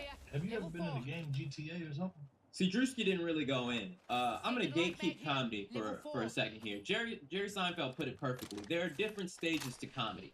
There's being funny for your friends and family. Then there's being funny for strangers, and then the third level is being funny for strangers for money. This hits none of those levels. I put down young people, but I want you to pursue higher and greater things in life. This act, it's not taking you anywhere. It's not on any of those levels. It's on the level of when a friend sends you a meme and it makes you blow air out of your nose. Like, that's the level of funny this is. Like, maybe find something, worthwhile doing with your life. So in conclusion, a lot of young people today want to emulate what they see on the internet, and likely for money. I think that kids are more knowledgeable now about the money that people are making Because this is how you yeah, fix it. at Thanksgiving, I Put it went in to my there, friend's right? house for Thanksgiving, Full screen. and I guess somebody told Come him I into that made little YouTube middle videos. button. He asked me what Minimize, won't YouTube minimize, channel I make was it from. small. I said Mr. It knows Beast. that He it's in said this you don't window. have 100 It's million forced to remember. subscribers. Close This it. was a couple days after that video. Like these Close it kids when it's know not how full many screen. subscribers Okay. people have, Now, how much go back money and they reopen Discord. assume the YouTubers or people have. So It's my still advice minimized. for any Now, young just remember people who the want to window that do it's in. these Now you can things, maximize. ask yourself why. Now you can come down here Why? and close Are you it. doing it to get money? Now Are when you you doing open it to Discord, pursue it's talent gonna or remember success? Why? what window it was in. Because this one, And now I can come down here and close it. I don't Maximize get it. it, right? But what do you guys Show you think? it was maximized. What It would is not you do maximized, for it is like an maximized. extra $300 a month? Not the glizzy guard. Not the, look at this other video I did about something You similar. know what window it's in. Oh. Dedicate to this. It's I'm big. I'm working You a lot. There's things I can motherfucker. do. Thank you. Cleaning, like promoting, helping the people. I can't see. There's no noodle. I can't see noodle.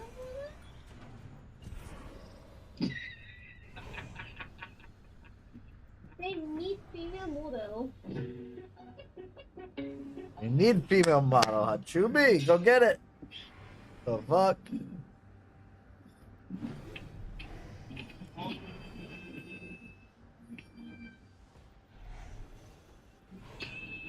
That spot feels inviting. Did you get some yak? Some a yak? Yes, I have a yak, and then I want to get a yak. Yak? Yes, yak. It's big booty. Oh, okay. You can do it too, huh? I believe in you. Get ready, moving up. I want like the bubble butt. What's bubble butt? It's like two bubble butt. It's like to the but yes, that is the goal.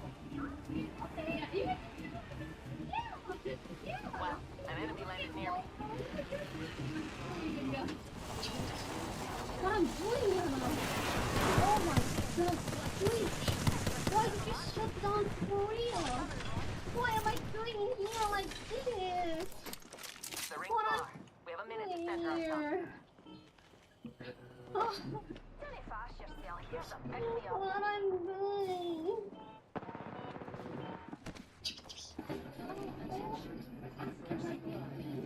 The ring's still far. We have 45 seconds to change that. Side pusher. Broken enemy shield. Gone.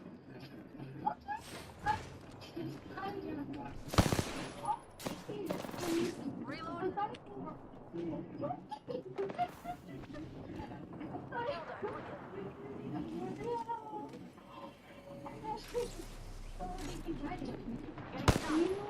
Broken enemy shield. Reloading. Reloading. Down. Because bigger back is way so small. Yes, Dorito chip. Yeah. Good. Watch out, shield. Two, three. Mega camera lady, guys.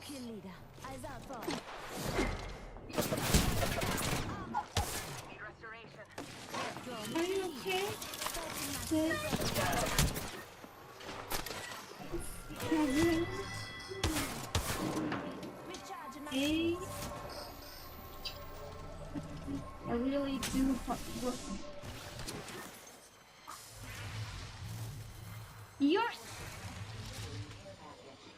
You're full? Care package. Enemy here. Your head sweat? In public? Still on the trigger. Oh, no. Oh.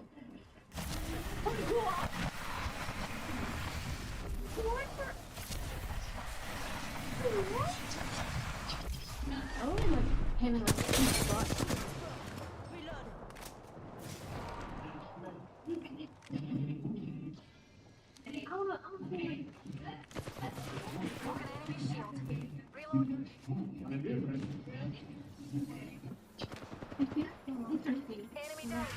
It's the same thing I like ketchup for Mountain Dew. Do you want me to? Oh, please, thank you. Wow. Just sacrifice myself for you.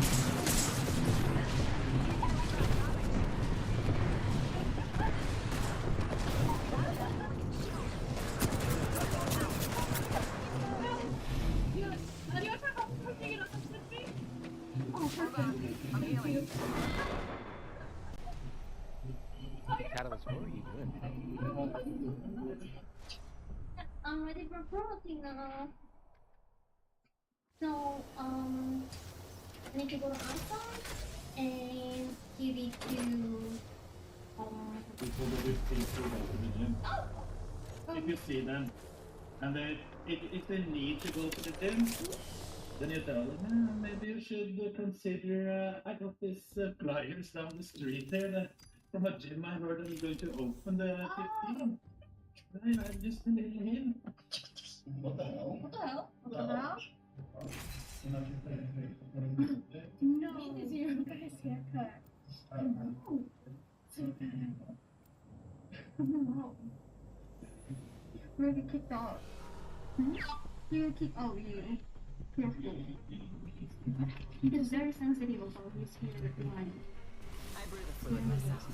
It's advanced technology, but you can call it magic. Yeah. Welcome, yes, is it broccoli back there? Let's get the job done.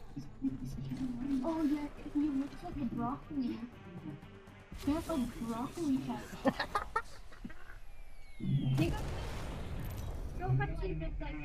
You just yeah. You're doing it. What? You're doing it. What the heck? Wait, let's go.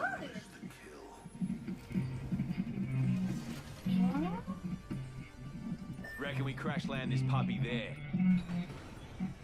Wait. It looks really good. Head that way, eh? We're trying to push this up as much as we can. As much as we can.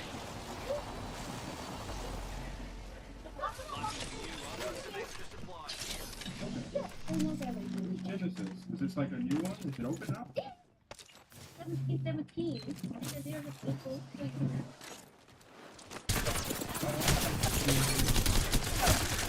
cool. No, I checked on the new phone. No, I'm freaking shit. You couldn't have done that.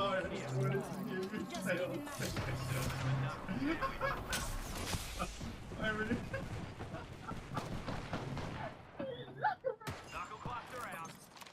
I'm literally coming here to work out right now. I love your sales pitch so much. I just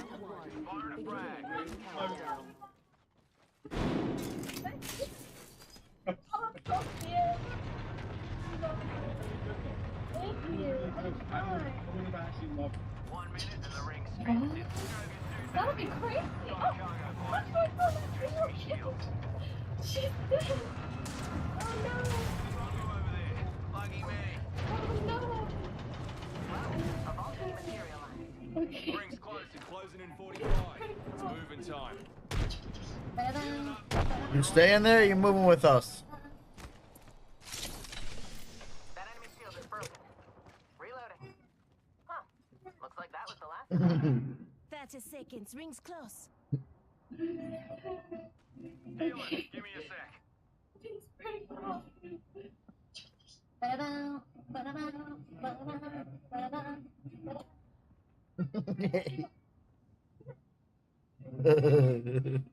Ten seconds. The ring's just ahead.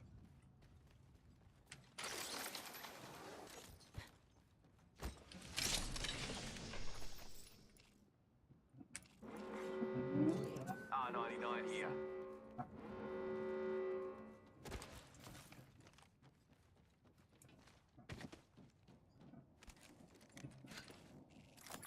Attention. There is a new kill leader. New kill leader. Go on, watch out.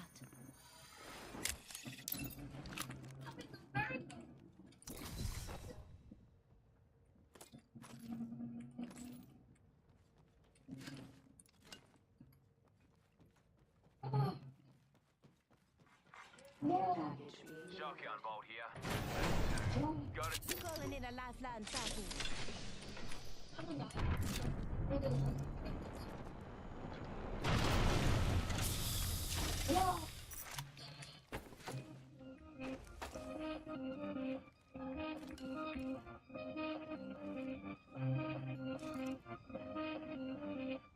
Got a heat shield here.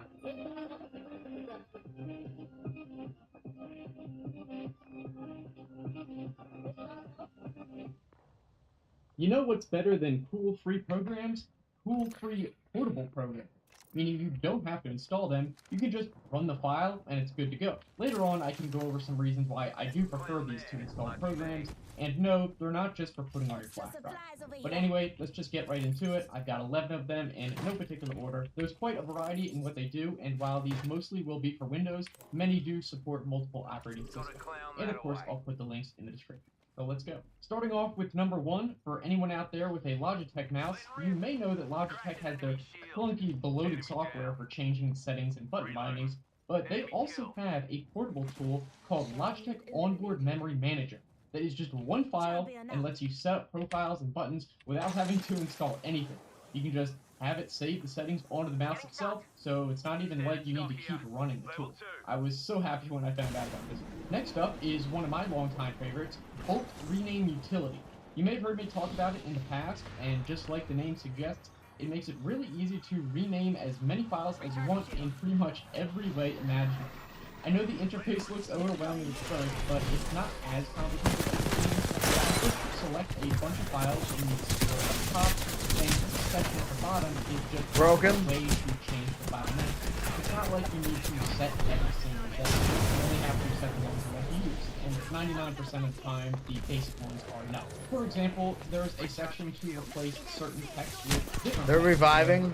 Oh, There's also a section to remove characters Run from the away. beginning, end of all the file names, Run, Joel! between, and a section to add prefixes and suffixes too. There's even one specific, also a section to, and just like the name suggests, set up profiles and buttons without having is one of my longtime favorites, Bulk Rename Utility. You may have heard me talk about it in the past, and just like the name suggests, it makes it really easy to rename as many files as you want in pretty much every way imaginable. I know the interface looks overwhelming at first, but it's not as complicated as it seems. You just select a bunch of files in the Explorer at the top, then each section at the bottom is just a different way to change the file names. But it's not like you need to set every single one. You only have to set the ones you want to use. And 99% of the time, the basic ones are no. For example, there's a section to replace certain text with different text wherever it appears. There's also a section to remove characters from the beginning or end of all the file names or anywhere in between, and a section to add prefixes and suffixes. There's even one specifically for adding numbers. I don't have time to go over them all, and it's not like I've used them all anyway, but I bet it will come in handy. Just note that to get the portable version of it, you just have to choose that option on the download page. Now, before I get to number 3, I've got something else that's really cool. Today's sponsor, Ugreen, and their brand new line of state-of-the-art chargers, the Nexode Pro series. For example, here are the 100-watt and 160-watt chargers.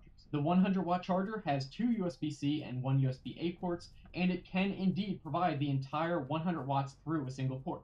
It can even charge a MacBook Pro 14-inch from 0 to 50% in just 27 minutes. And thanks to Ugreen's new technology called Air Pyrotech, plus the latest GaN Infinity chips, the Nexode Pro 100-watt charger is so compact that it's similar in size to the regular Nexode 65-watt charger. Compared to the regular Nexode 100-watt charger, that gives the Pro a 37% increase in power density. And of course, you are able to split the 100 watts among all 3 ports to charge 3 devices at once, anything from laptops to tablets or watches. As for the Nexode Pro 160-watt charger, it has 3 USB-C and 1 USB-A port, and it can deliver a whopping 140 watts to a single port. That makes it charge a larger 16-inch MacBook Pro from 0 to 50%. Also, thanks to the same new Air Pyro technology and GaN Infinity chips, the 160-watt Nexode Pro is similar in size to the 140-watt regular Nexode charger. That's a 20% increase in power density. While still fitting in the palm of your hand, you can charge up to 4 devices at once, from a smartphone to a MacBook Pro, meaning you can finally replace all those gigantic AC adapters and charging ports. So be sure to check out the Ugreen Nexode Pro 1. Alright, next up, number 3 is a program many of you have heard of, but probably didn't realize there's a portable version, and that is OBS Studio, the streaming software. This one's easy to miss because on the main page, if you click one of the buttons for your operating system, it immediately starts the download for the installer. But if you instead go to the download links at the top, you'll see more options, including one called Download Zip, which is the portable version. After extracting it, to run it, you just go into the bin folder, short for binaries, then 64-bit, then run the main executable, obs64.exe, and it works like normal. The one extra note, if you want it to store the settings in this same folder, you have to create a file called portable_mode.txt. You just put it there, and then it will store the settings here too. Now, one tip I want to emphasize, which you've just seen twice now, is that you will often see software like that, where by default they offer the installer to download, but there's an extra option for a portable version elsewhere. As you saw, sometimes it's literally called the portable version, and other times it's often called the zip version, because all the files are just in a zip folder, but it's the same thing. Okay, now on to number 4, we have WizTree. This one is super cool. It lets you visually see what is taking up space on your storage drives with just a quick glance. For example, literally as I was making this video, I realized that my Adobe After Effects cache folder was taking up almost 100 gigabytes. I also have a ton of huge files in my downloads folder that I don't need, like a bunch of Windows ISOs I was using in past videos. Got the new Big Pro. We're about to go get some burgers and see how it works in the real world.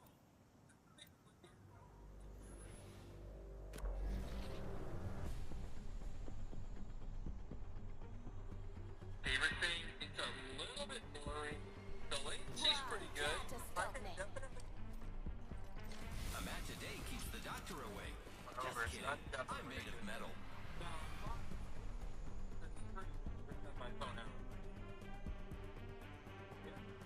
I'm sure you want to unleash the old lady. Silly. We're giving it a go. You're right, you're right. Introducing your champion. Just came out today.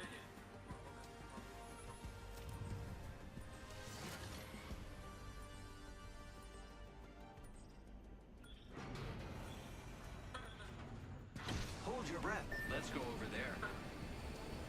Never mind.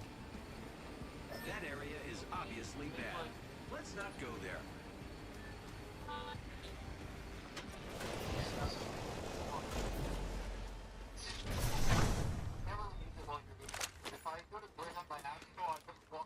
I need optics for an LMG. I crashed into it. Wait. Oh, that's a good idea. Okay. So we're going to Control Center and we'll turn on... Not yet. Travel mode. There we go. Tracking failed. Oh god. Oh my god. Everything. Okay. Oh no. Travel mode does not like what I want. Okay. Note to self. This is not the usual walking. Absolutely wigging out. Let's fill your pockets, companions.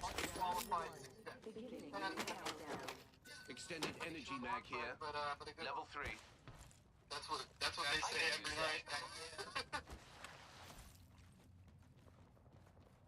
1 minute. Rings nearby. Attention. First blood. Someone's achieved first blood. Level 4. No going back now.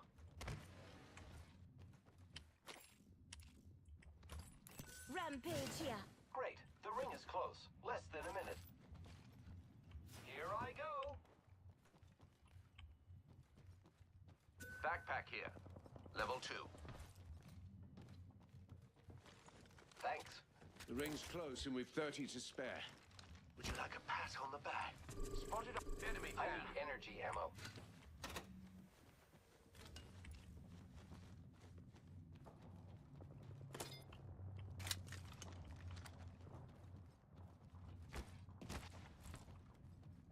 The ring's close. Extra supplies over here. I damaged that hooligan.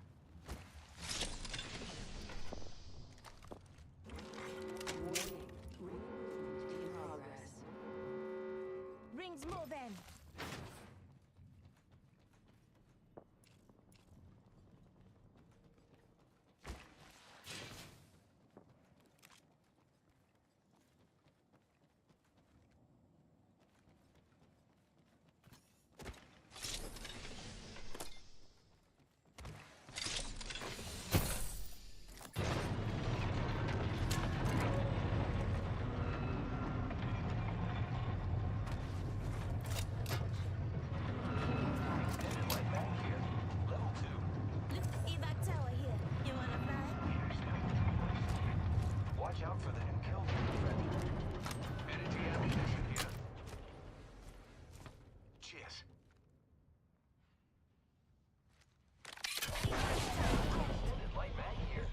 Level 2.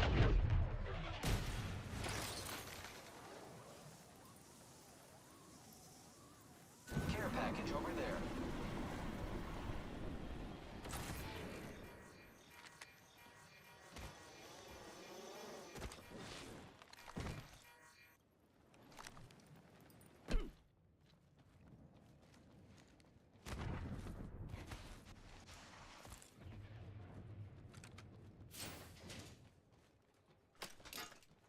Evo shield here. Level 2.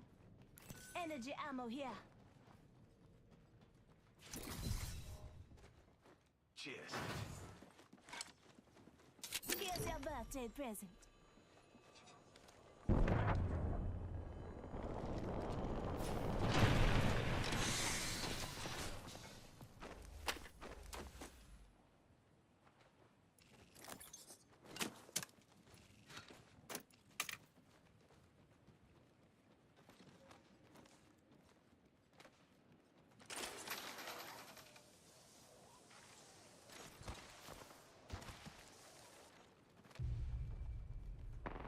Zipline deployed.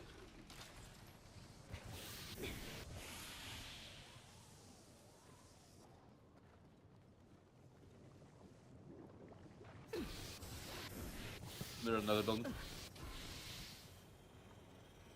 Target over there. Looks like some hostile over there. Just give Opening fire on the enemy. Defend there, if you please. I am taking fire, friends. Cracked an enemy shield. Reloading. Being shot at. The nerve.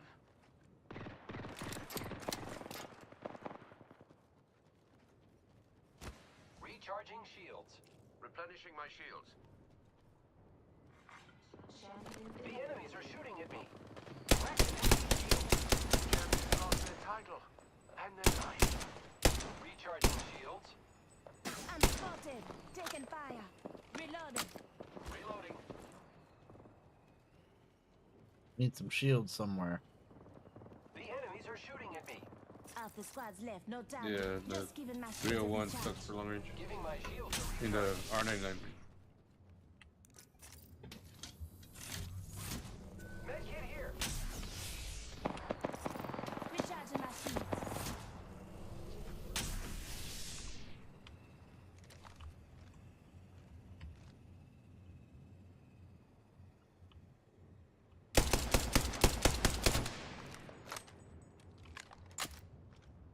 I am taking fire, friends. Giving my shields a recharge. Spotted. Taking fire. Firing. I need help. I am repairing myself. Triple take here. Let's explore the hostile right here. One's moving around. I could use that. I am taking fire, friends. Giving being shot at. The nerve. Round 2. Beginning ring countdown. Bullet away. Replenishing my shield. We surge. I need heavy ammo. Lost. I'm down. Replicator being delivered. Throwing arc star. Throwing arc star. Just done.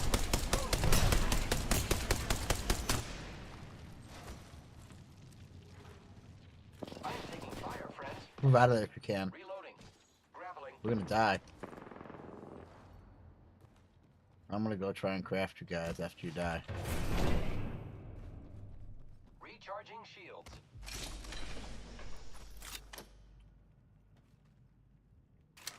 I am repairing myself.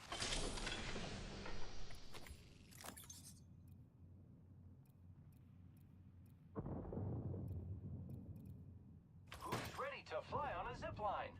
I am. The enemies are shooting at me. 1 minute. The ring is far.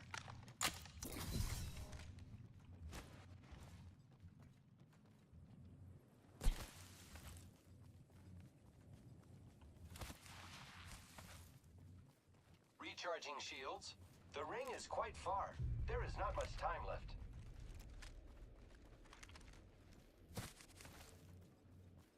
I need shields.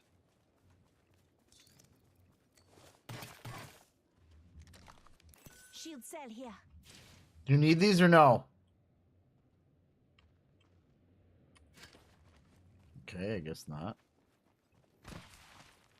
Say you need shields, I drop some shields, you don't come to them. You don't say anything. The ring's close. 10 seconds.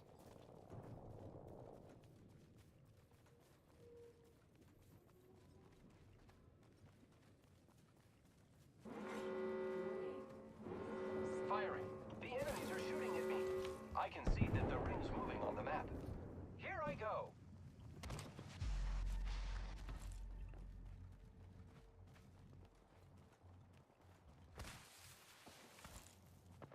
I am taking fire, friends. Reloading. Attention. Delivering care package. Incoming care packet. I am repairing myself.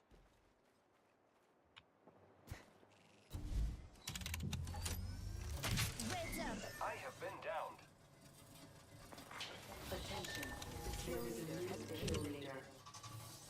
Well, I didn't know that was gonna happen. I would have waited. Don't worry, I got a squad mate's banner. Damn it, work. Don't worry, I got a squad Well, at mate's least they got the banners.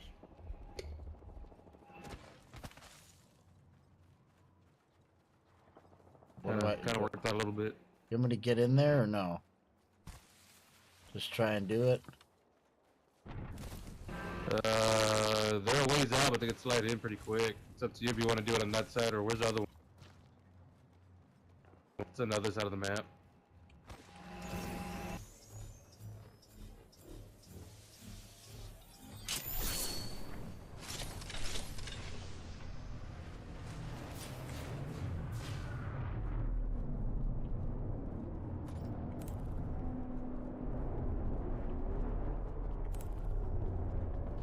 Here I come. There's people coming here. From the sky. Gekommen, Blisk. I am taking fire, friends. Let's run it. Let's run the.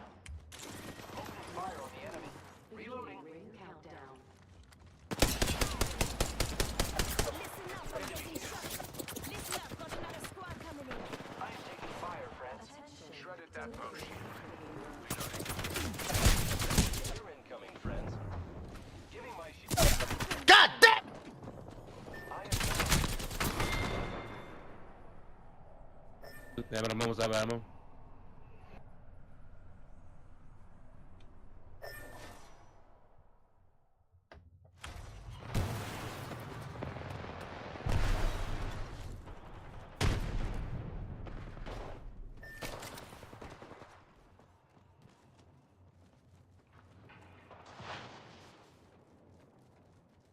Just get him moved wrong. Do that. You're gonna die.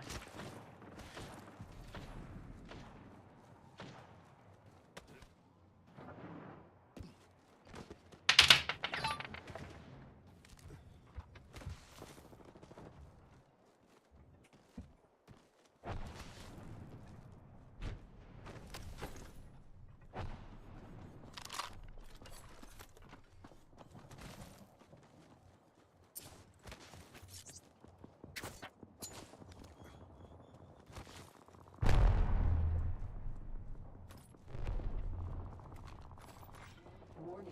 Ring movement in progress. Already inside the next ring, old chap. Going it alone or with... Sorry, I didn't get to do both.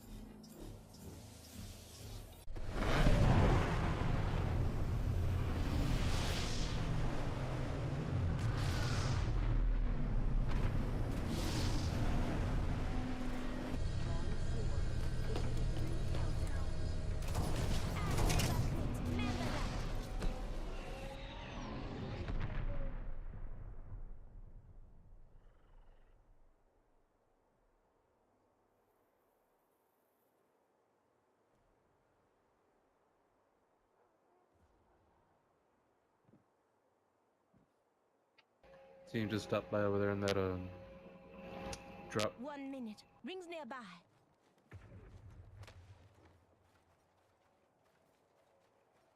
Spotted our foe there. I need heavy ammo. I need light ammo. I got people on me. Rings close. We've got 45 on the clock. Sublime. Smart bullet deployed. Enemy spotted. There's an enemy over there. The ring's near. Even this motley band could make it in 30 seconds. Recharging my shields.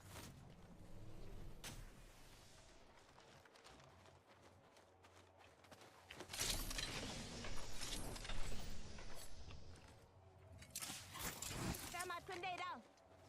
Light ammunition here.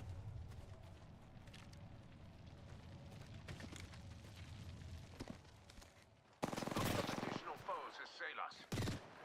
Listen up, I'm getting shot at. I'm throwing an arc star.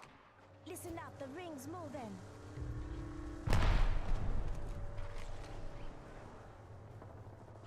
Get to this tower here. Recharging my shields. Recharging my shields. Healing. We gotta take it. We gotta take it. If you want it, I don't want to take it. I just using it as the escape if we had to.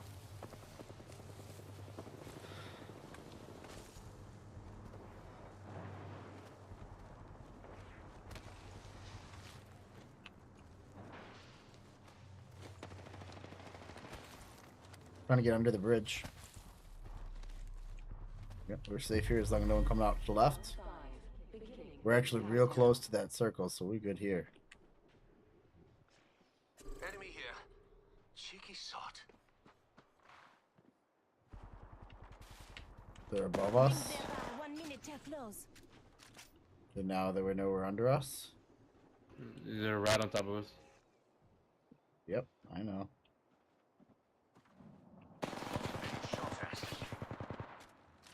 I can't see that to shoot.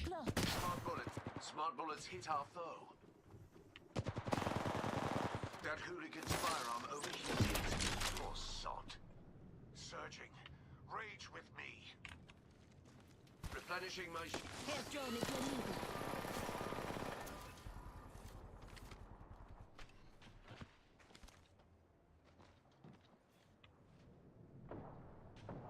Recharging my shields.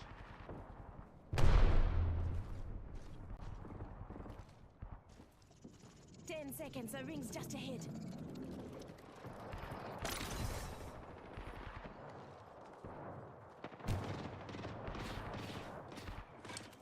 Come and get your birthday present. Enough dawdling, children.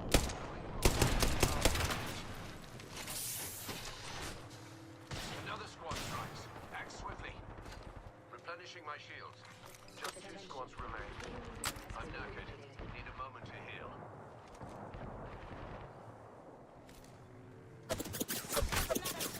We've an enemy there. Recharging my shields. Just giving my shields a recharge.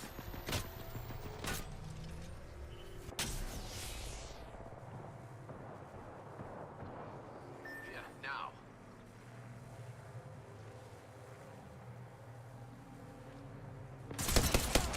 Taking fire. Fire.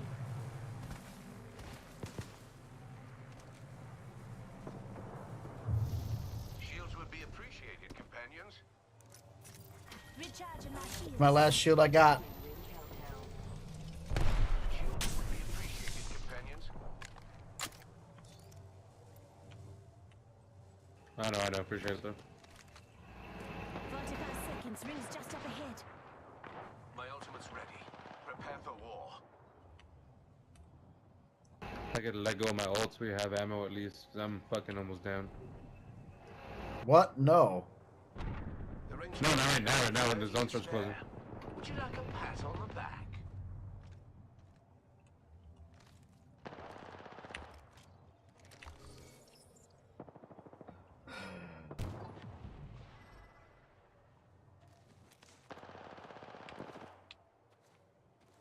Companions, we're not far from the ring. Where's our next move? I'll follow you. To find safe harbor. I'm spotted, taking fire. Being shot at.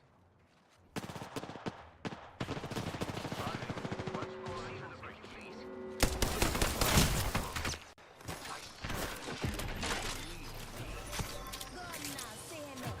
Just a scrape. 1 second.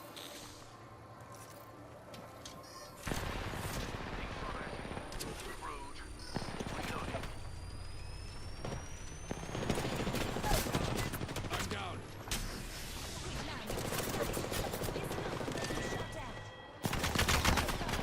Watch it.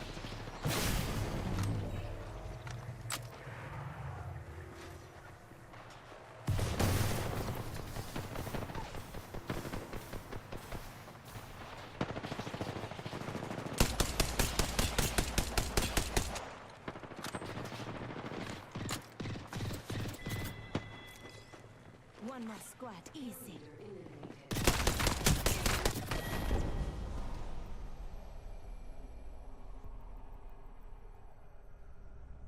Scrappy DP says, Auntie.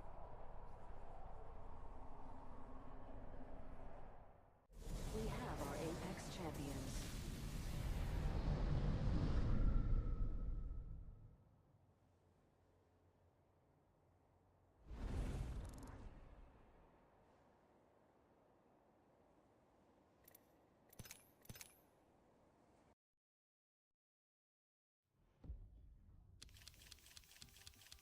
WizTree is also really fast at scanning the disks, much faster than similar old software you may have heard of, like Winderstat, which is what I used before I found this. Alright, moving on to Me number 5. too.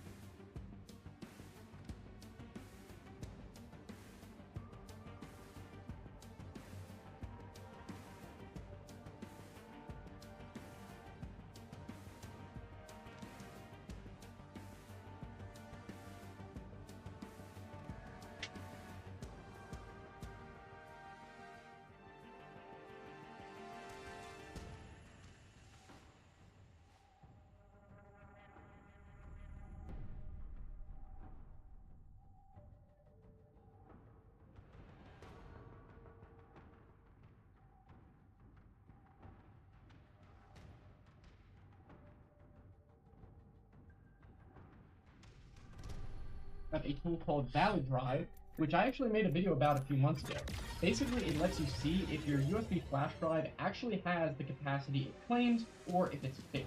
Lately, there have been USB drives sold on Amazon that claim to be a terabyte or more, but really are just 64 gigabytes, and have their firmware hacked to show the fake amount in Windows. This can lead to all sorts of possible file loss that I won't get into. You can just watch the original video for detail. Anyway, how this tool works is you plug in your drive, and then it tests a bunch of sectors throughout the drive, and it shows how much of it is real or fake. One cool fun fact about this software is notice how absolutely tiny it is, under 100 kilograms. The creator, Steve Gibson, actually wrote the whole thing in assembly language. And for those of you who know what that means, I don't need to tell you why that's impressive. Okay, now up to number 6, we have OpenRGB. This is a really cool program I actually use every day, and what it does is lets you control the RGB lighting of your computer, like inside your case, and also some attached devices like your mouse clicker. In my opinion, this is so much better than having to install the typical software required to control it from your motherboard manufacturer, which is often extremely bloated and full of unnecessary junk. OpenRGB might not be able to do as much fancy stuff, but if you just want basic effects, it works fine. I personally only use it for the most basic use of controlling my PC case lights, but it does apparently support lots of other devices too, so definitely worth checking it. Alright, on to number 7 is HXD, a free hex editor tool. Obviously this one is more for advanced users, and I admit I've only used this a handful of times, but if you know what you're doing, it can come in handy for certain situations. Usually this is when you might want to look at the raw data of some file, like maybe if you have a file with corrupted headers. With this, you might be able to see what is the problem. One example is this WAV audio file from a project I was working on that had a weird popping sound at the start. And if you open it in the hex editor, turns out that somehow the file got a partly duplicated header. You can see this riff bit twice when compared to the good file. In this case, you can basically just see the same if you open it up simply in Notepad, but sometimes the hex values can help you spot things. Okay, on to number 8, we have Open Speed Test. I made a video about this a little while ago, but it's an open source program that really makes it easy to test your local network speed, like between computers within your own home. In addition to downloading through the various app stores, you can also just download an EXE, and when it's running, it allows any local devices to connect to it and run a speed test just through a web interface, without having to install anything on the other device. It even tells you what address to use. This one could be helpful for diagnosing network issues or making sure the connection between two devices is fast enough for doing something like streaming a video from your computer to phone via Wi-Fi or whatever. Alright, we still got a few more, and number 9 is Visual Studio Code Portable Mode. Visual Studio Code is a program created by Microsoft, made for, well, coding, though not to be confused with the much bigger program called Visual Studio. VS Code isn't a whole IDE or integrated developer environment like regular Visual Studio, but rather more of an advanced text editor that can also run certain types of code like Python scripts. Like other software, it usually is installed, but if you go to the downloads page, you'll see a zip download option. With this, there is one more step to use the portable mode, which is to create a data folder within the main directory. Then it will see that and will put all the settings and stuff into that folder. Otherwise, it will go into the active folder, the regular installed version. Also be aware that it won't auto-update like the installed version. We're now up to number 10, which is HW Monitor for hardware.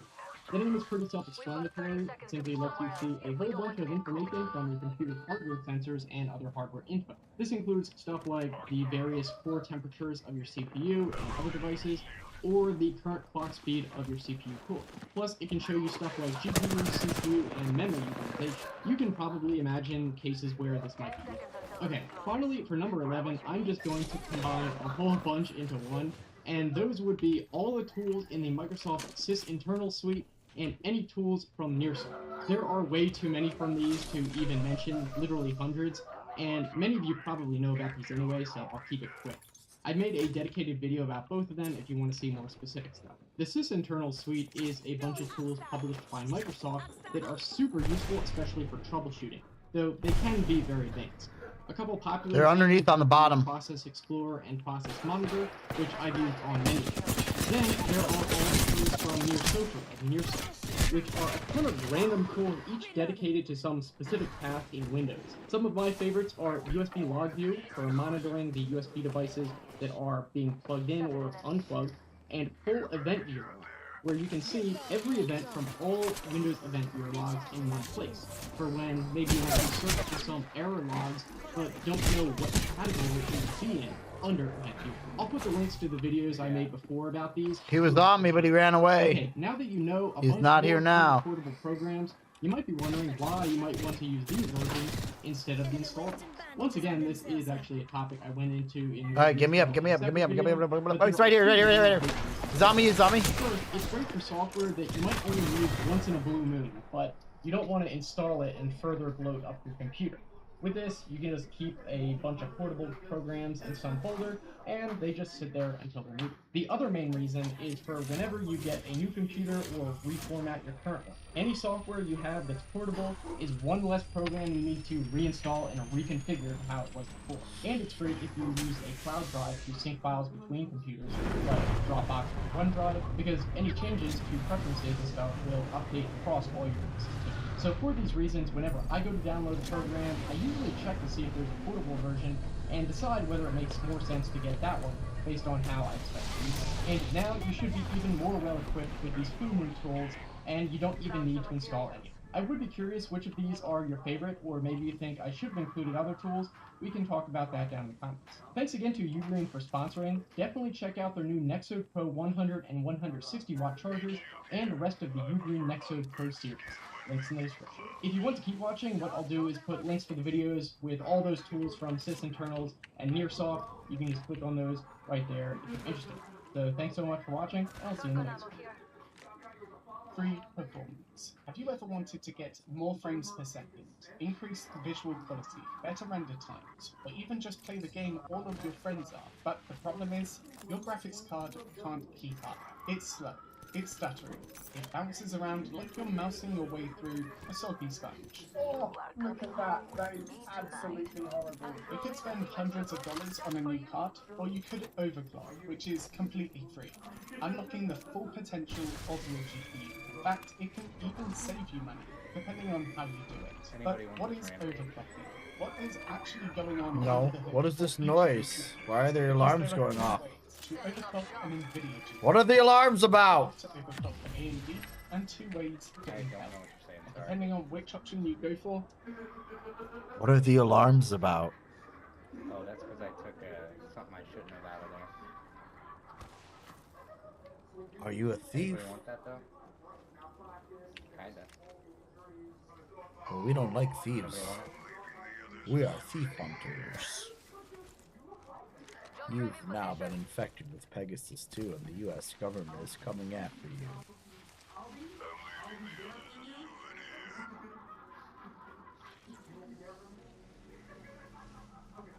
You shut it.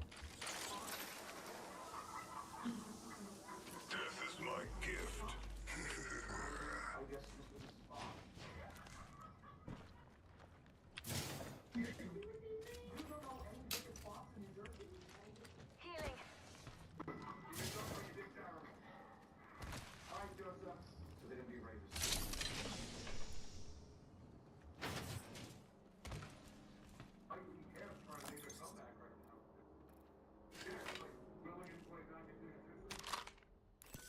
Light ammo here. Shot a cargo bot. Round 2. Beginning ring countdown. Standard stock here. Level 3. Next ring's far. Oh, I found a vault key. It was almost too easy. Replicator incoming. Let's make ourselves something nice. Are we taking the tower to the vault, or how are you getting to the vault? Well, we're not going outside the ring. That's a no. Oh, that's a no. Vault key here. You're coming with us, beautiful. That's what your girlfriend says to you. A parting gift. Half the squads are down. There you There's go. a fool killed every minute. There you go. She said no. I wonder what we'll find over there.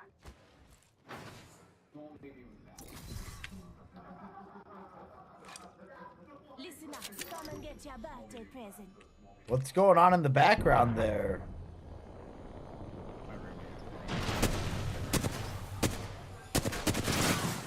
Shut the car.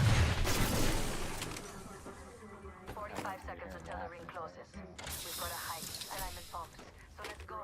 He's having a good old time.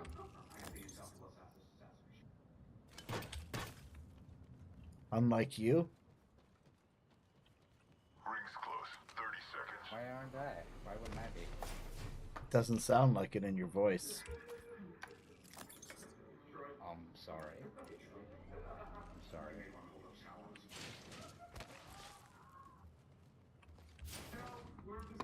Yeah, you sound like someone who needs a dog or something. You need a little love in your life.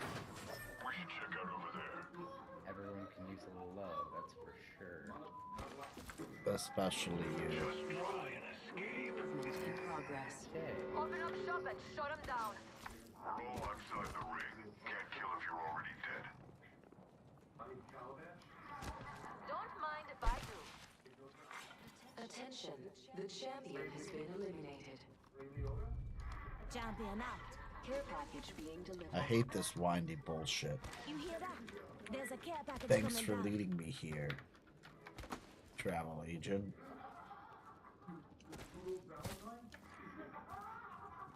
You're welcome. Are you playing on a console? On a what? Console? Nope. You're playing on a PC? So why don't you have push to talk on? Because I don't want to have to push. Oh, okay. Instead, I'll listen to the drama in the background. Thanks. I see someone over there. I'm watching that spot. Yeah. What a great 1990s TV special. I can't wait to meet them. Can't beat it. Is that a rom-com?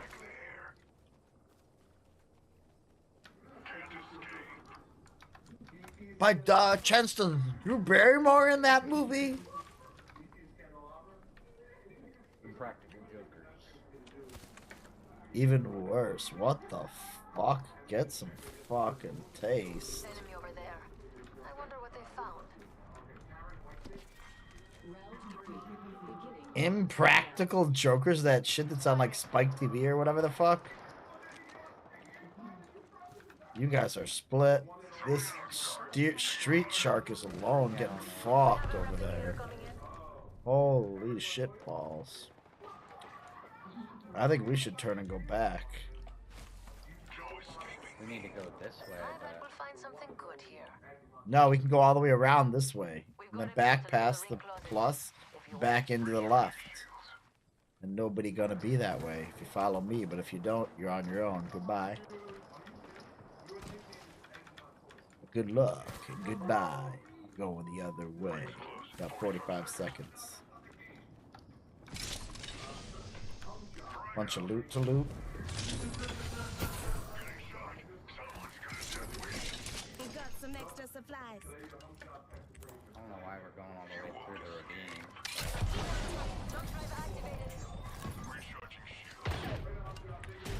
Because we can.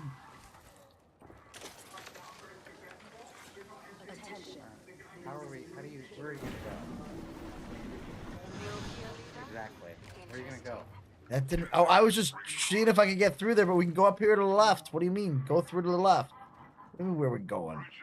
I was just trying to drop that out because there was another one in the box, so I could waste it. And Mister, I didn't bring the vault key, guy. When we're running past the vault. Oh, okay. Okay. All right. Cool.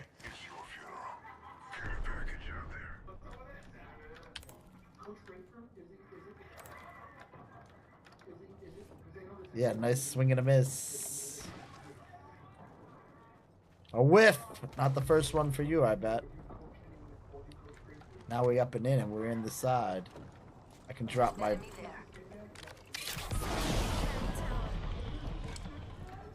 Now that I didn't mean to do.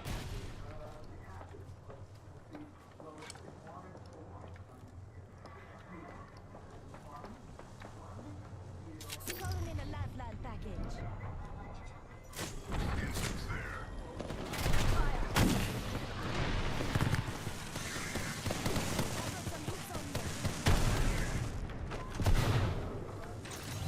We gotta go. Reloading.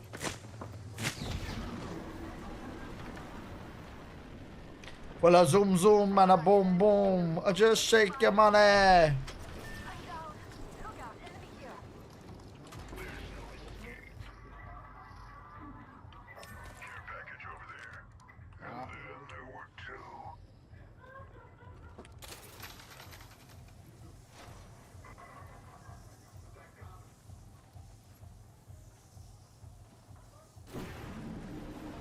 Well, that makes one of us that survived, huh?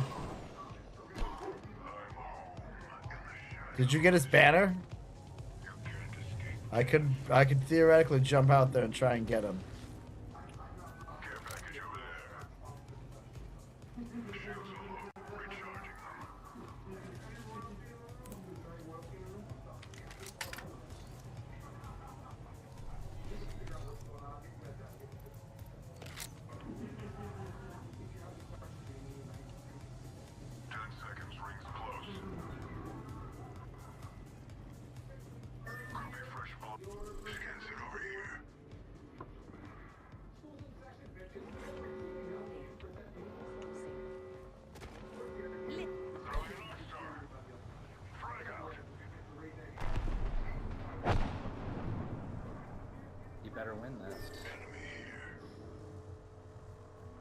I better win this? What?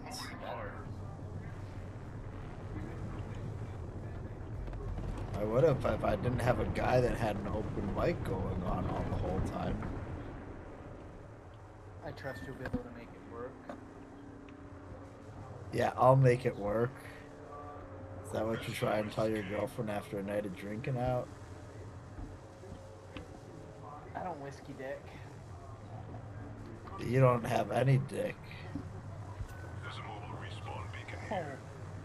Burn. Deploying an evac tower. Get to me, buddy. Get to me, buddy. Round 5. Beginning ring countdown. Taking fire. Throwing frag.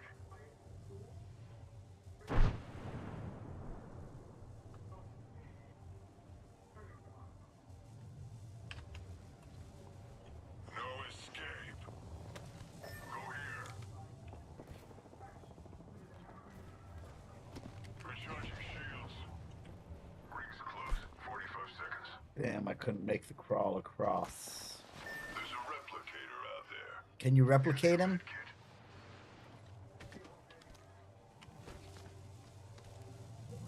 I cannot be replicated. Firing on them. Why not? Last one's finished. They're all dead now. Deploying a respawn beacon. Deploying head drone. Hang on, I'm cracking. I'll get it. You get him up.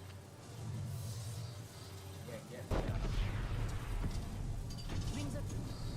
No escaping me. Don't worry, I've got our squad mates coming.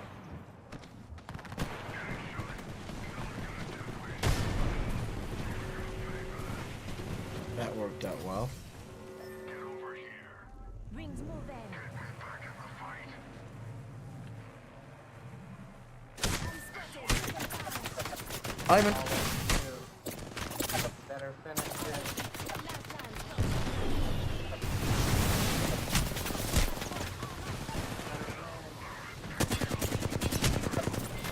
I don't even know where I'm getting shot from at the first, dude. The fuck was that?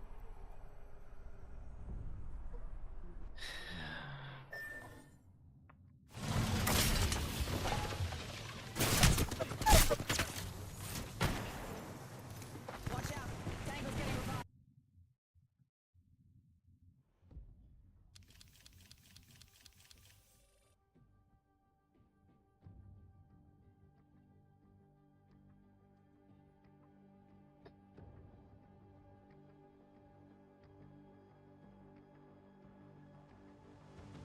It can take anywhere from about 5 seconds for a 5% move boost to about 20 minutes for the pros, with a wild range of outcomes, depending on which option you go for. Well, we're going to cover the 7 distinctly different ways you can overclock your NVIDIA, AMD, or Intel GPU, from easy to pro.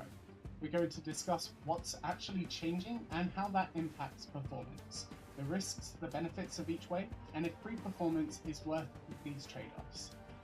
Let me explain. Are you tired of overpaying for your favorite games and essential software? Then you need to check out whokeys.com. In fact, let me show you the benefits and how you could watermark J3RR Bear. and peace of mind. Emote that I use the service. 2032509 What's up, Jer Bear? Start saving J3RR money and Bear. visit the Whokeys sponsor link Emote below. 2224890 Jerbear 210 Pika Pika. Unique method. But first, Pika Pika. everybody has a good Is understanding. that the old Pal World character? J3RR Bear. Let me see go to work emote Let me 2219046 see. Go Jerbear to 210 work. Squiddy. I'm trying to go to work. What is that? Some sort of other Pal World character? The reason this works is because Is this Pal World in here now? how fast they can process information. So if you can increase it, That little baby Yoda including guy? higher average and minimum frame rates, which improve the smoothness of gameplay, and even lower latency in game, giving you a tactical advantage. There is an exception to this rule that we will J3RR cover Bear. in a bit, but typically Yes, sorry, to make emote anything better, 2032511 Sorry, Jerbear he's 210 casting a love. potion now? to go faster in your car, put your foot down on the accelerator and off you go. Is that a But yes, heart? you are using more. He's In casting the a heart context of a potion? GPU, faster is the clock speed, I don't and watch fuel no is Star electric. Wars stuff. But that's not Sorry. the only similarity GPUs have. I'm not a nerd, believe it or not. Risk of overclocking. if you get into your car and put your foot down on the accelerator, what's going to happen if your car isn't in gear? The engine is just going to rev up and hit the limiter. That's the same for a GPU. It's going to trigger inbuilt Let's go. The only difference is that your graphics card is just going to report what it's doing. You'll see a blue screen, a black screen, or it will just quit Let's the find application. something good. So provided that there's nothing wrong with the protections inside your card, overclocking is completely safe. I've overclocked more cards than most, and have never had a card die through overclocking. And if you're particularly worried about issues, most of the ways that I'm going to show you will never ever get to that limit. Provided great. So no issues from the ways that we overclock today. I played with And this the guy ways will before. keep in protection. And the other What guy, about the Jolteon, future? too. You really don't want the card to be fine just to break a day or two What the outside heck? warranty. However, the reality is that the death of a GPU is most likely going to come from cracking solder joints, the material that connects all of the components to the board. Keeping temps low does solve this, but it's a byproduct of this like wearing out your tires while driving. So to increase top speed, you're going to need more power to the car. That's a great general rule of any type of overclock. Turn around, Beach. There is one exception that we can't talk about without understanding one between the card and the software that drives it. Modern graphics cards are much smarter than they once were. No! Oh my god, dude, I couldn't fucking melee and I didn't have anything else. Oh my god. Dynamically adjusting it What a to give drop. you a performance boost. You can see this What a if you compare your drop. clock speed Love while it. gaming to that on the manufacturer's website. Yours will likely be higher, unless 1, it's starved of power, or 2, it is running too hot. This means that your card is technically already overclocking itself within certain parameters. So you overclocking the card is stupid then, as they already overclock themselves. Well, no. Overclocking yourself can get you even more performance. This is because you can specifically tune for your card. The thing you have to remember is the size of the components that we're talking about and the tolerances in manufacturing. Take this 4070 Ti, for example. We're not talking about this beefy, chunky, boy thing. This is not what we're talking about. We're talking about the 300mm square core with over 35 billion transistors inside. Just think about that for a second. In fact, pinch your fingers and thumb like this and create a tiny, tiny gap. That's probably about 1 millimeter squared, and this GPU fits 120 million transistors within that tiny space, all switching on and off to generate your frames. If some of those can't keep up, the whole system collapses. So it's extremely important to these brands that every card they ship isn't being pushed beyond its limits or too close to that limit.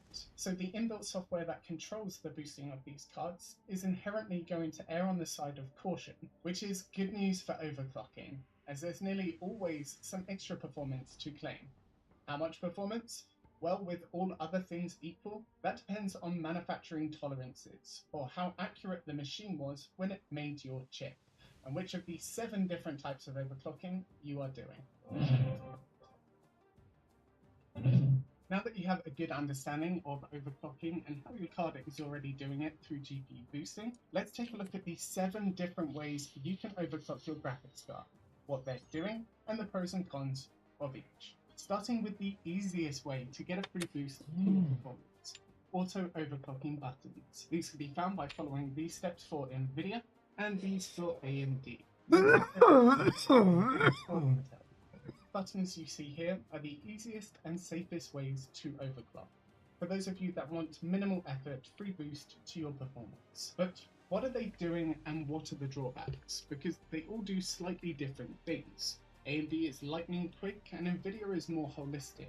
Why is that? Well, for AMD, overclock is going to give you an increase to your clock speed of the GPU, which is responsible for all computation, and more often than not, is the most important factor of an overclock.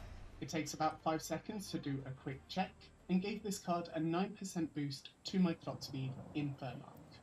Overclock VRAM is going to increase the speed of your memory within the graphics card, which holds all of the game assets and data ready for the GPU core to process.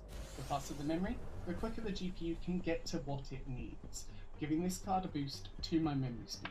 And then undervolt GPU, which you remember when I said overclocking typically requires more power with an exception? This is that exception, and the reason you needed to understand GPU boosting before we got here. Undervolting is particularly interesting, as it unintuitively reduces power to the GPU to make it faster? Yeah, actually. As we mentioned before, modern GPUs are algorithm driven. They calculate how fast they should run based on a few factors. Overclocking doesn't override this. It works in conjunction with it. So by undervolting the GPU, you're not necessarily telling it to run slower, you're telling it to use less power, which often results in more performance. The exact inner workings of how performance is calculated are very much trade secrets for Nvidia, AMD, and Intel, but at a high level, by undervolting, you're lowering how much power is used to achieve a certain speed, which gives you more power headroom to play with and lowers thermals, both major factors to the card calculating how fast it should run. But it's important to note a couple things. You can't just stack these options to choose of those three, unless you manually overclock, which we will cover. NVIDIA, on the other hand, seems to do a calculation of all three. For this 4070 Ti, for example, where are you going? Automatic tuning increase our clock speed by about 5%, increase the memory speed by about 1%. We're gonna curl into the mountain, buddy. I like that this is a more See some good loot back here. But it does take an unreasonably long time to complete. As in, I was able to manually overclock the card to be much faster, getting a much better result, and doing it in less than half the time. But I'll show you the pro ways to overclock in a bit. Taking these, the advantages and disadvantages for the quick and easy overclocking buttons. All of them boost at least one thing that contributes to the performance of a graphics card, with NVIDIA being the most well-rounded. But every method, other than undervolting, is going to increase your temps and your fan speed, a byproduct of overclocking. So I'll show you how to monitor that in a bit. Another byproduct of overclocking is increased power draw, giving the NVIDIA Auto OC and AMD's undervolt an advantage, if that's your most important factor. It's also worth mentioning that you likely won't need to do any extensive testing.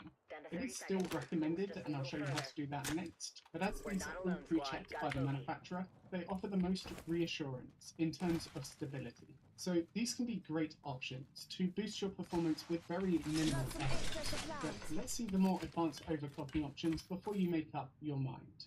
What I like to call pseudo-manual overclocking and fully manual. I refer to these slides from NVIDIA and Intel as pseudo-manual overclocking, as they behave similarly to full manual, but you don't have access to many of the controls you should, to potentially get the most out of your card. NVIDIA sliders are easy. Just set them all to the maximum allowed, upping the restrictive limits of the card. Which I can't believe you guys sound didn't scary, come over here and grab all especially this as one loot of those implies that you might double the voltage to the card, but that's a very poorly labeled UI.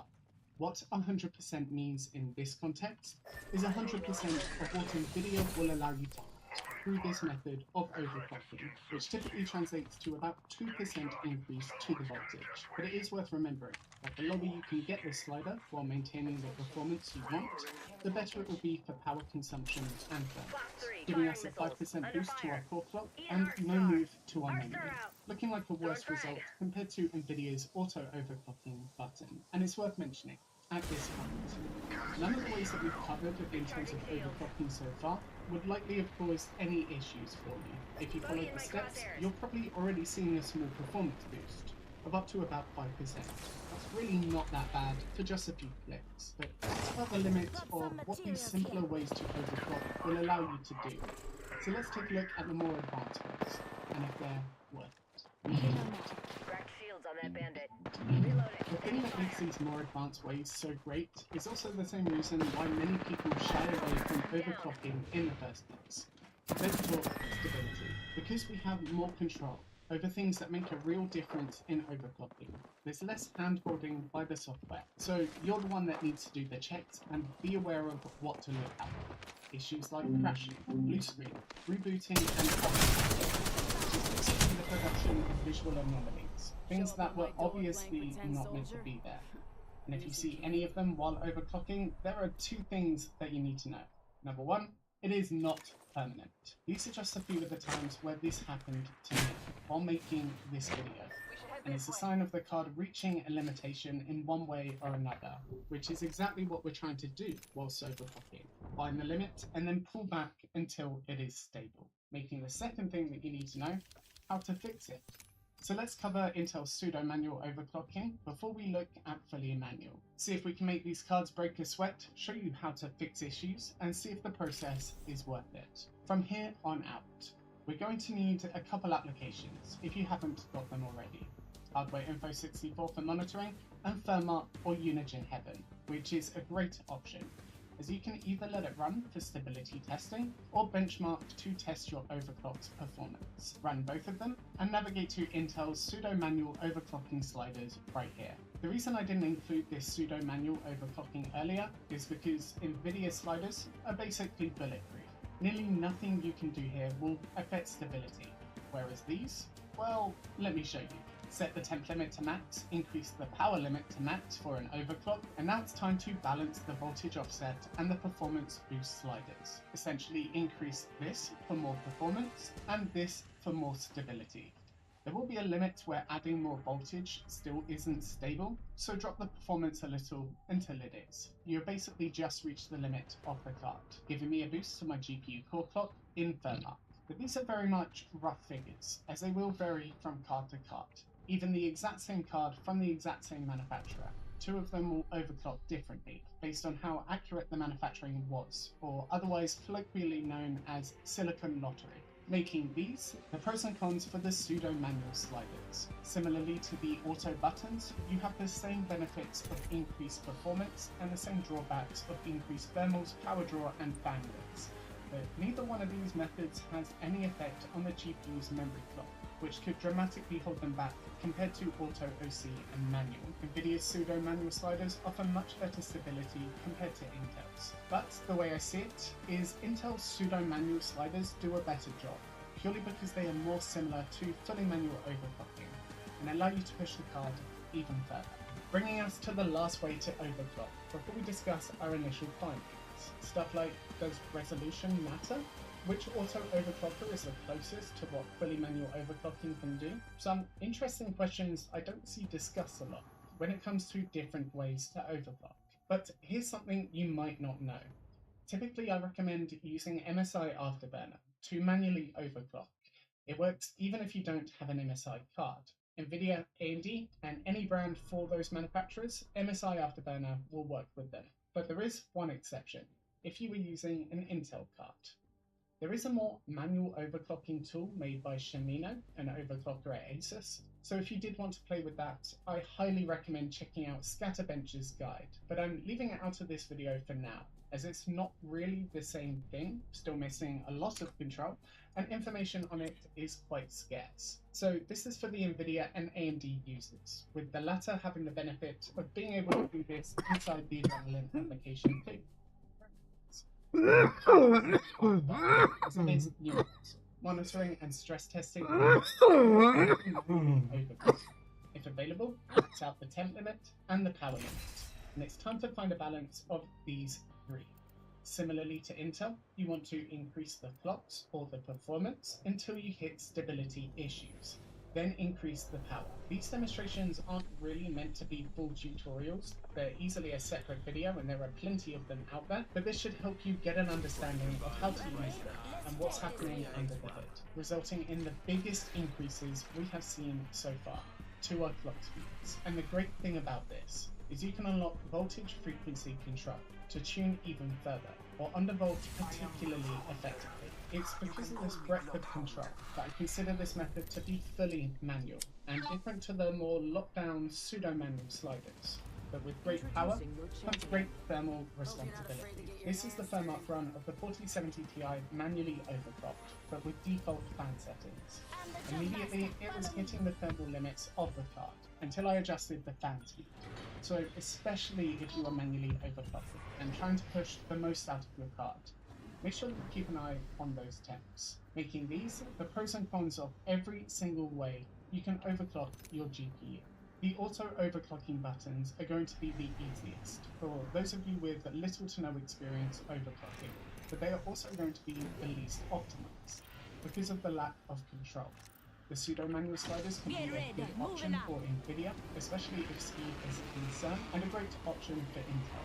But the lack of memory control could hold them back in a lot of games, making fully manual the most beneficial, but also the most work, needing to test more games and control your temps better, at least if you're trying to get the most out of your card. But let's take a look at some of the data, see if fully manual is worth it, and what questions we can answer with our initial performance plans. I'm going to follow up this video with ranking every way to overclock, from best to worst, after testing in several games. But we do have some initial results. So what have we learned, and what additional questions can we answer? Well, you should have a good understanding of what overclocking is, the different ways you can do this, and what's going on under the hood, as well as undervolting, GPU boosting, their benefits and drawbacks. But what about the impacts of these methods to resolution? Given that your GPU is typically working harder when you increase the pixel count, does overclocking matter more or less for 1080p versus 4K? Well, by the looks of it, it depends on the game and the way you are overclocking. Most games seem to love clock speed the most, and the percentage of performance gained does mostly increase with resolution, meaning if you are gaming at 1440p or 4K, you see a higher percentage uplift from overclocking versus 1080p. It's also worth mentioning that I found manually overclocking is less likely at high resolution, so start with the highest you can. But what about NVIDIA versus AMD in terms of their overclocking? Which one is better? Well, I love that NVIDIA does more than just Oh my god, he's so hurt right here. He's so hurt. But you have to install GeForce Experience, have an account, let it run for 30 minutes to get, well, not a lot, actually. Testing with a few current and previous generation GPUs, you're only going to get a couple % improvement. That's a maximum from NVIDIA's auto overclocking, whereas with AMD, a couple % is typically the minimum performance gain. There's no account or additional software required for AMD, and it takes about 5 seconds to get a much bigger improvement with the Auto OC preset.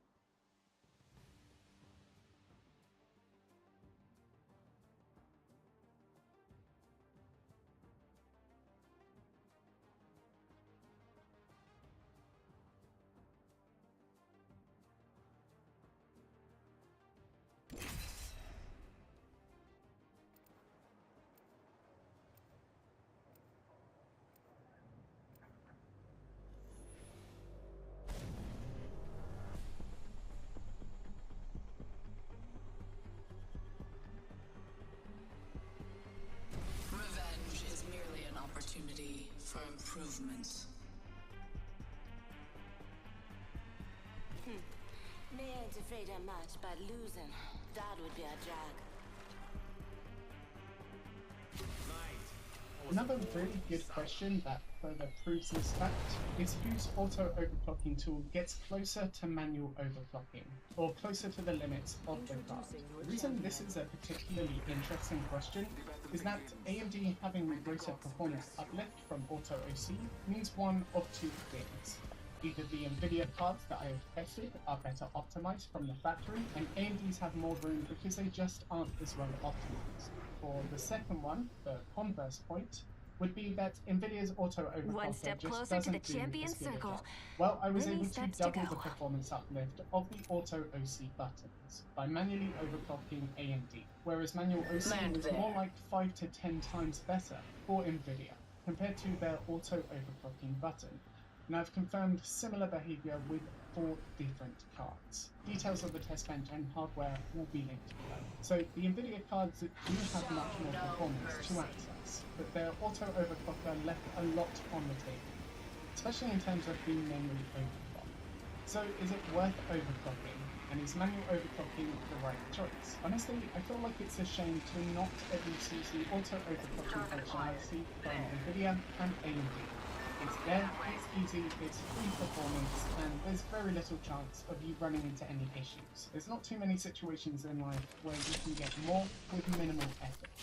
But if you are willing to invest a bit more time to manually tune your card, it would always be the pro way to get more performance or better power efficiency. But overclocking aside, what are the other differences between GPU manufacturers? Well, you can check out this video, where we investigate the real differences between AMD, Nvidia, and Intel GPUs. We cover gaming, upscaling, and content creation to find out which option is right for you. And you can check that out by clicking here. Otherwise, guys, share, like, subscribe there. Always appreciated. I hope you have an amazing.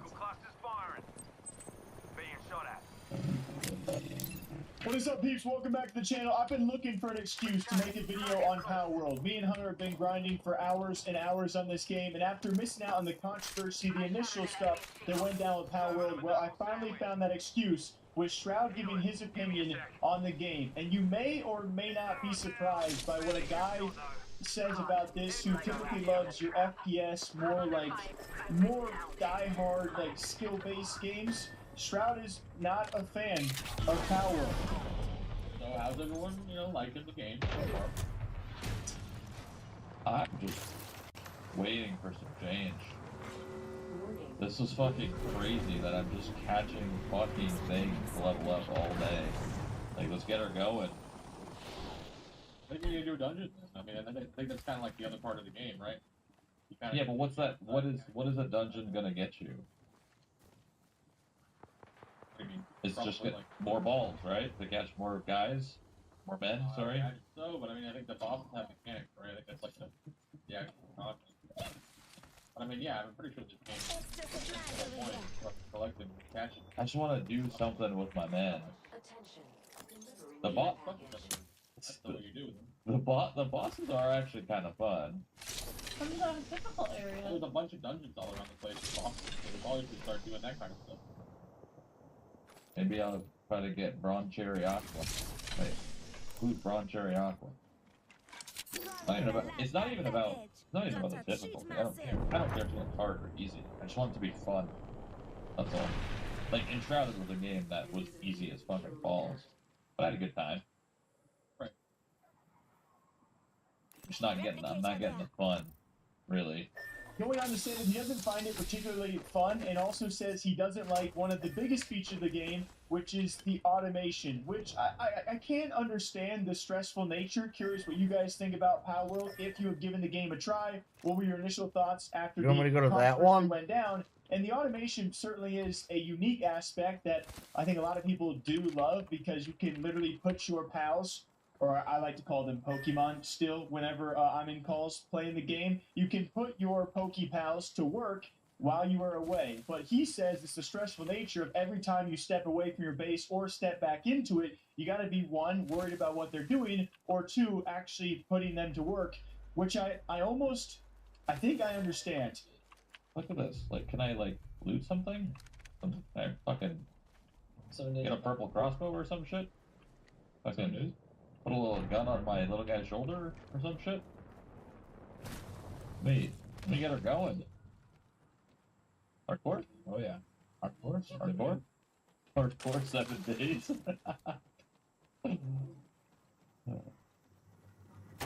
No.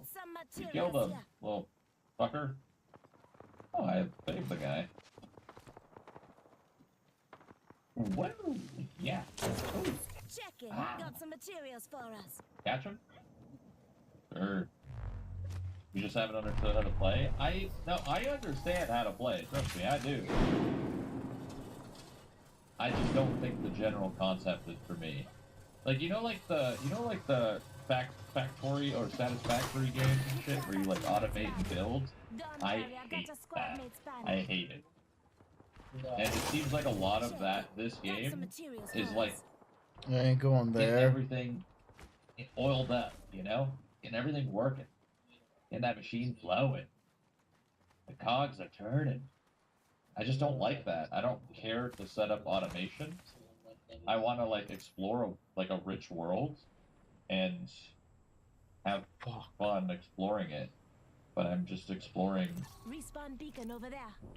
But yeah, all this, it's cool. Like, I get it. I get why people like this. I don't like it. It's just like, it's too much. Too much is going on here. Every time I come here, I want to leave. The base is my favorite part. That's what's up. That's what's up. That's cool. That is cool.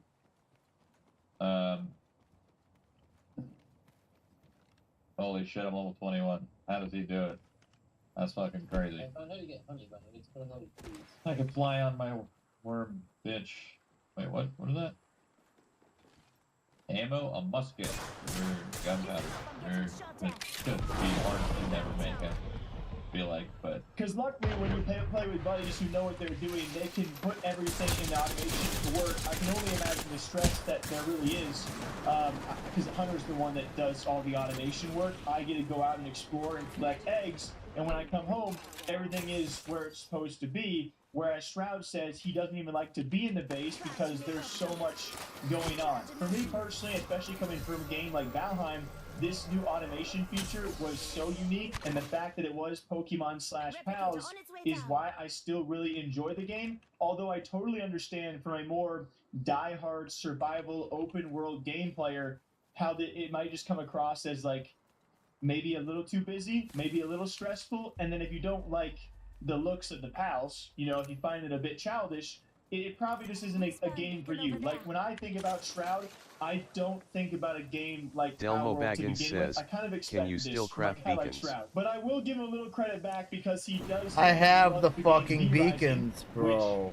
which, me and my girlfriend have been playing V-Rising for like the last month and a half, which is also a great game. I never thought with this channel we would be talking about all these different games, but there is Shroud's take Delmo Baggins on says, Palworld. He my dad. doesn't find the game to be very fun, and he doesn't like the automation, and finds being back at base a little bit stressful. It just doesn't seem like a game that was made for him. And I don't think, let's hop and end on this video on a high note of a different debate topic. Do you guys think the success of Palworld will last? Because now we're just a couple of weeks in, the game has certainly seen its peak, and a tremendous peak at that. Like, it has been amazing and very much fun. But with a game like this, with so many glitches, and to its own degree, it's one of the more broken games I've ever played. It's also a lot of fun, so it's give and take. But will this last? Once everyone finishes the map, all the bosses, and everything it has to offer leveling-wise, will this game last past a couple of months? I know where I'm leaning, but we'll see how they continue to progress it. What do you guys think? Till next time, take care of yourselves, drink up, and we'll see you back here soon. Ta-ta.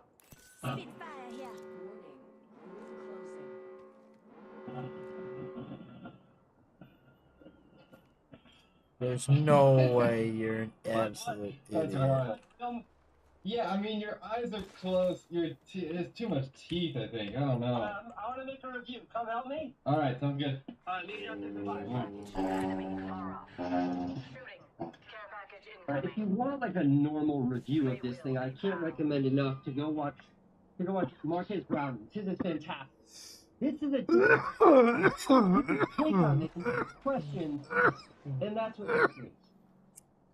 But Marquez is really good. what is this thing that I'm holding? I'm under fire. Launching me knuckle cluster. Recharging shield. Being shot at.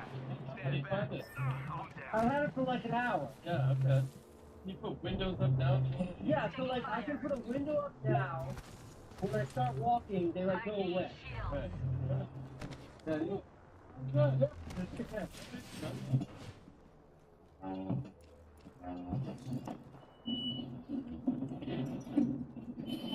a random pile of bricks, an old toilet, I found the restroom, and a bunch of random wooden poles. Get the banner. We must reinforce our weak point. And as you can see, well, later in this video, we're going to 100 and also Super Island. But first, we're gonna head over to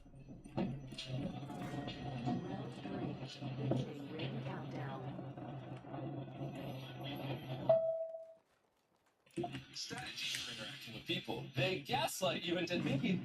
So, if you're moving a lot while you're moving, this thing comes up that says tracking failed. So it doesn't track if you're moving a lot. So nothing for the sensors to like lock on. I got shields if you get to me. But standing at a subway stop watching this for these videos is a pretty special. It's a pretty special experience. Hold on, Jordan. Let me try to figure out how to. You have a new mission. Secure the banner. Secure the banner. Having a face tear. I can't imagine what you're looking at. I'm looking at you. Secure the banner, please. I need someone. A beautiful icon at the top, so I can see you. Oh. Bye-bye. Down now.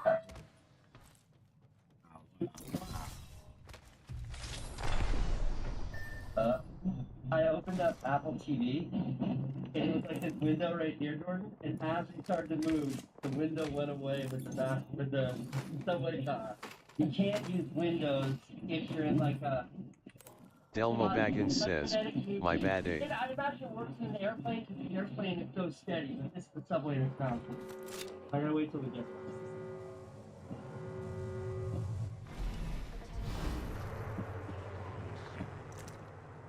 Rather than tether to my iPhone, it seems to be working well enough. But for some reason, when I try to open Safari, it won't open.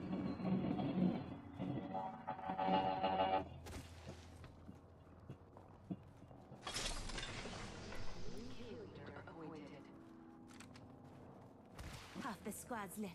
I'm not even tired.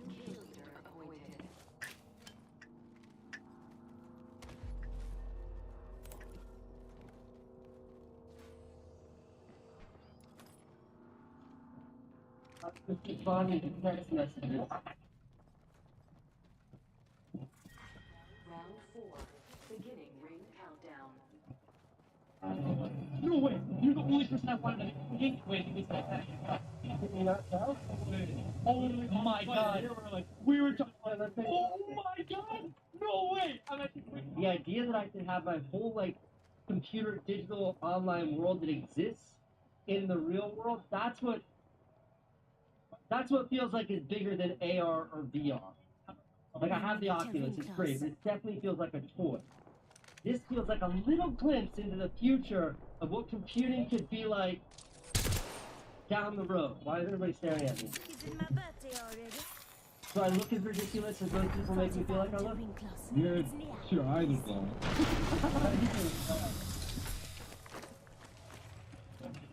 You're standing right in front of my Mr. Beast video. Come right there. Okay. Years ago. This used to be a bar? Yep. Yeah, you want to walk under this?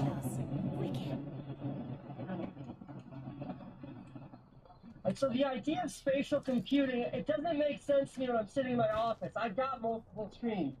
But right now I'm like in the city. I'm in the middle of Times Square. I've got my virtual keyboard here. I've got Apple TV there. I got YouTube Safari's open here. And it all kind of works. Like this? What I've got going on right now? This is wild. It's impossible for me to imagine that you can't see what I can see. Everything seems so real. And then I can just stand up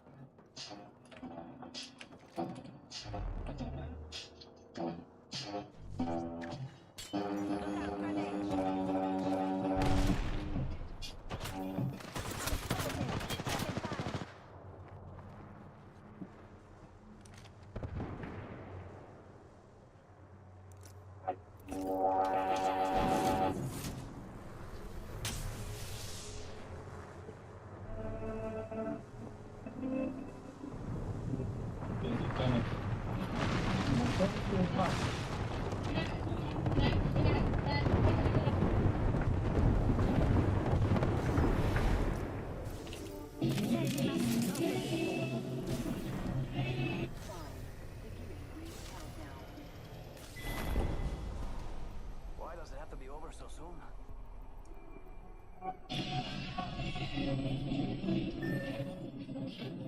The butterfly's eating my donut.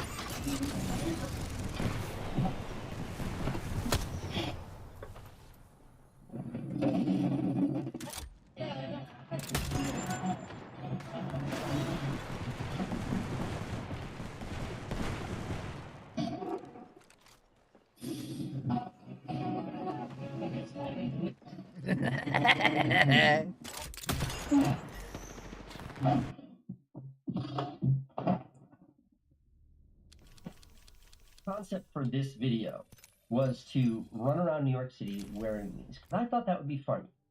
I think it was funny. But something happened. Something happened today that was completely unexpected.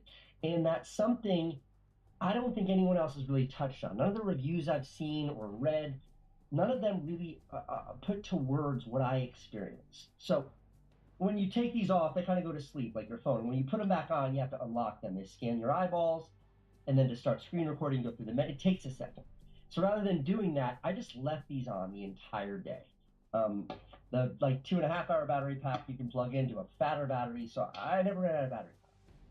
And after a couple of hours of running around the streets of New York, as in not in a controlled environment, my brain sort of clicked, and it just forgot that I was looking through cameras and screens, and it took what it saw as reality. And that is where that profound moment came from. And what occurred to me as I was sitting there in Times Square on a bench, strangers all around me, the real world moving all around me. But I had like a big screen up where I was watching a Mr. Beast video. And then over here I had this keyboard that I could interact with. And over here I had my iMessages. And over here I had my Apple TV and then all of my apps. And they're floating in Times Square in the middle of New York City. They're floating there and I'm actually there. And there's actual humans around me. And in that moment, I was like, holy shit, this is it. This is the future of computing that everyone's been promising for like the last 15 years. This is something that like let me like truly peek into where all of this is going. This isn't the future of AR or VR. I think this is the future interface for all computing.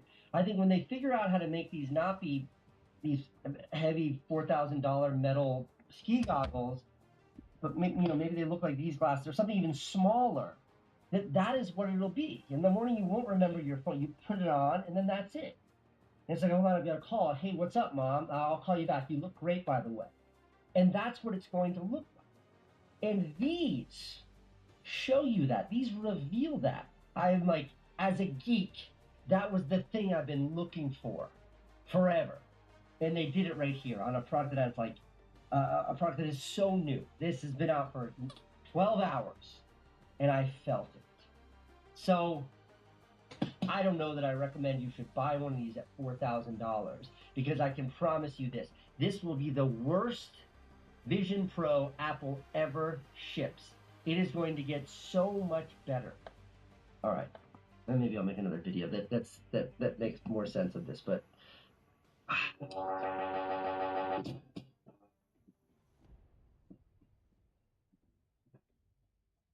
In summary, buy Apple stock, because this is without a doubt a new product category that they will see through.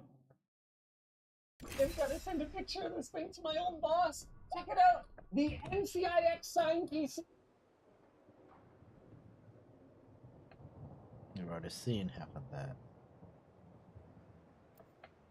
Now let's go. Hi, welcome to another episode of Cold Fusion.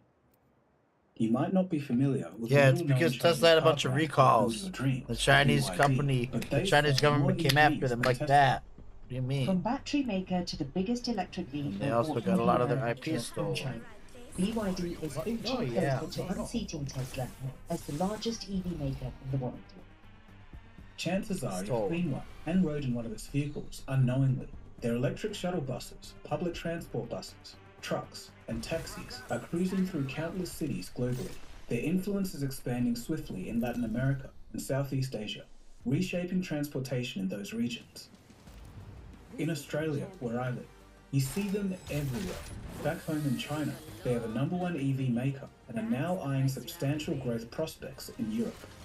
Interestingly, they have a factory in the US, and in 2008, Warren Buffett chose to invest in them instead of Tesla.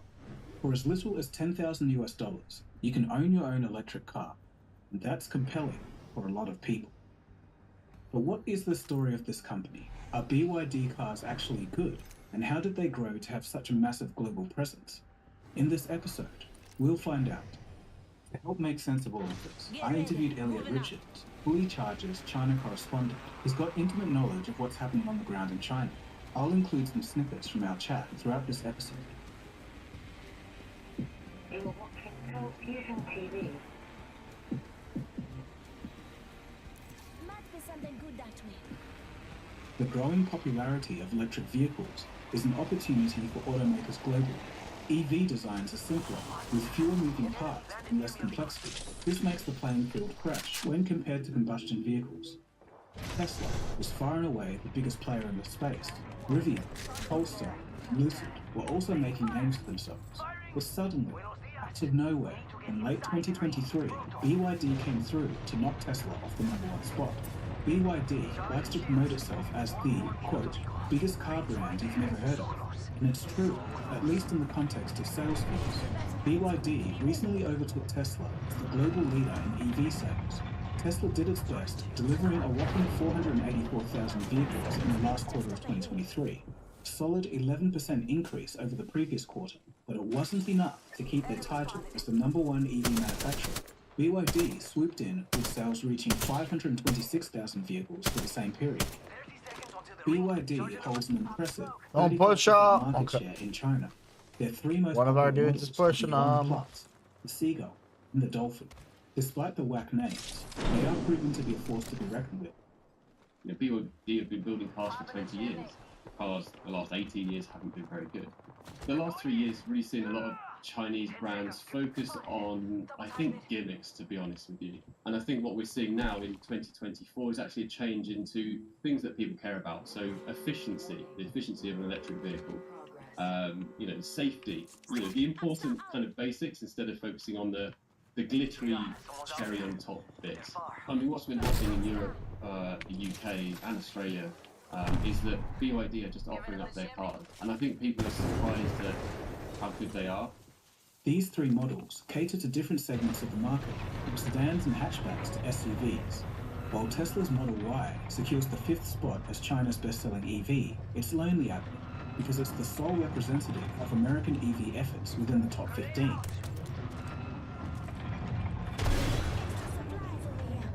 BYD's EVs have made significant strides globally too, particularly in Israel and Thailand, where they lead EV sales. Their electric taxis roam the streets of Bangkok. Indonesia's largest taxi operator is also planning to buy 80% of its EVs from BYD. The Chinese automaker is also expanding into Mexico, Are we scanned or are they scanned? and other Latin American countries, as well as the Middle East. In Europe, BYD aims to start producing electric cars by 2025, and they're currently scouting locations in France, Spain, and Germany. Now, if you're an American, you might be confused and thinking, why haven't I heard of these guys?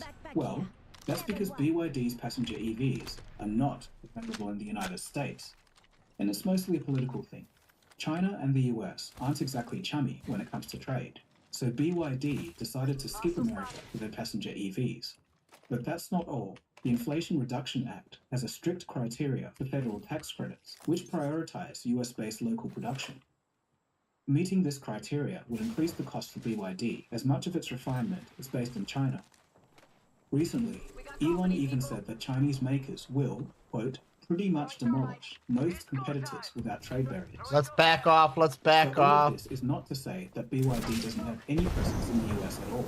You'll see BYD-made non-passenger EVs, like trucks, buses, and forklifts.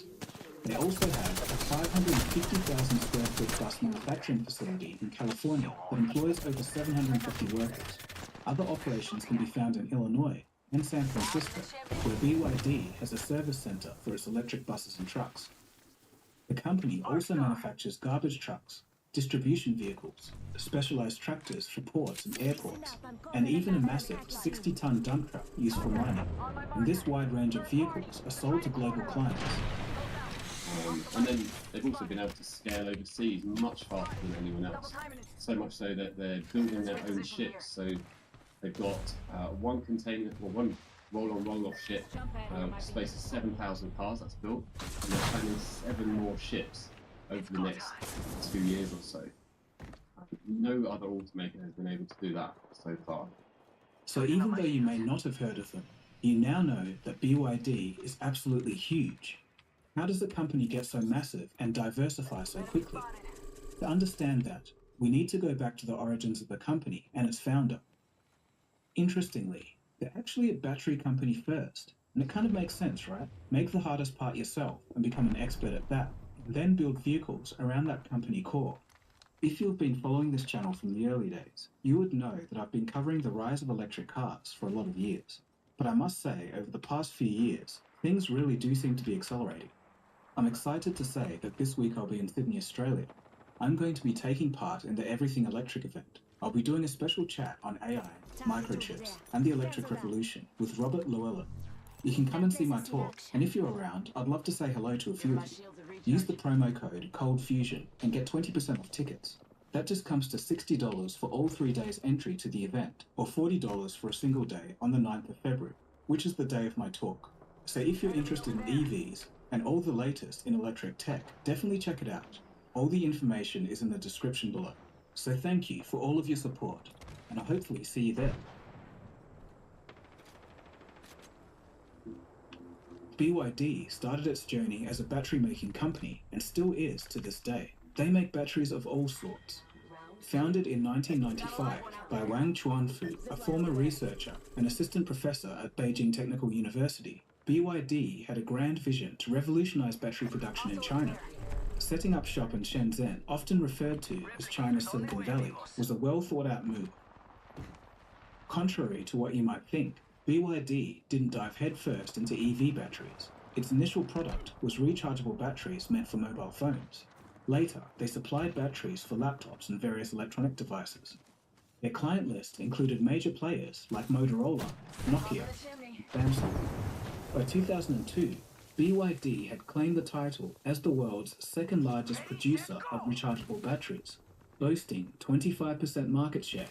Also that same year, the company went public on Hong Kong Stock Exchange.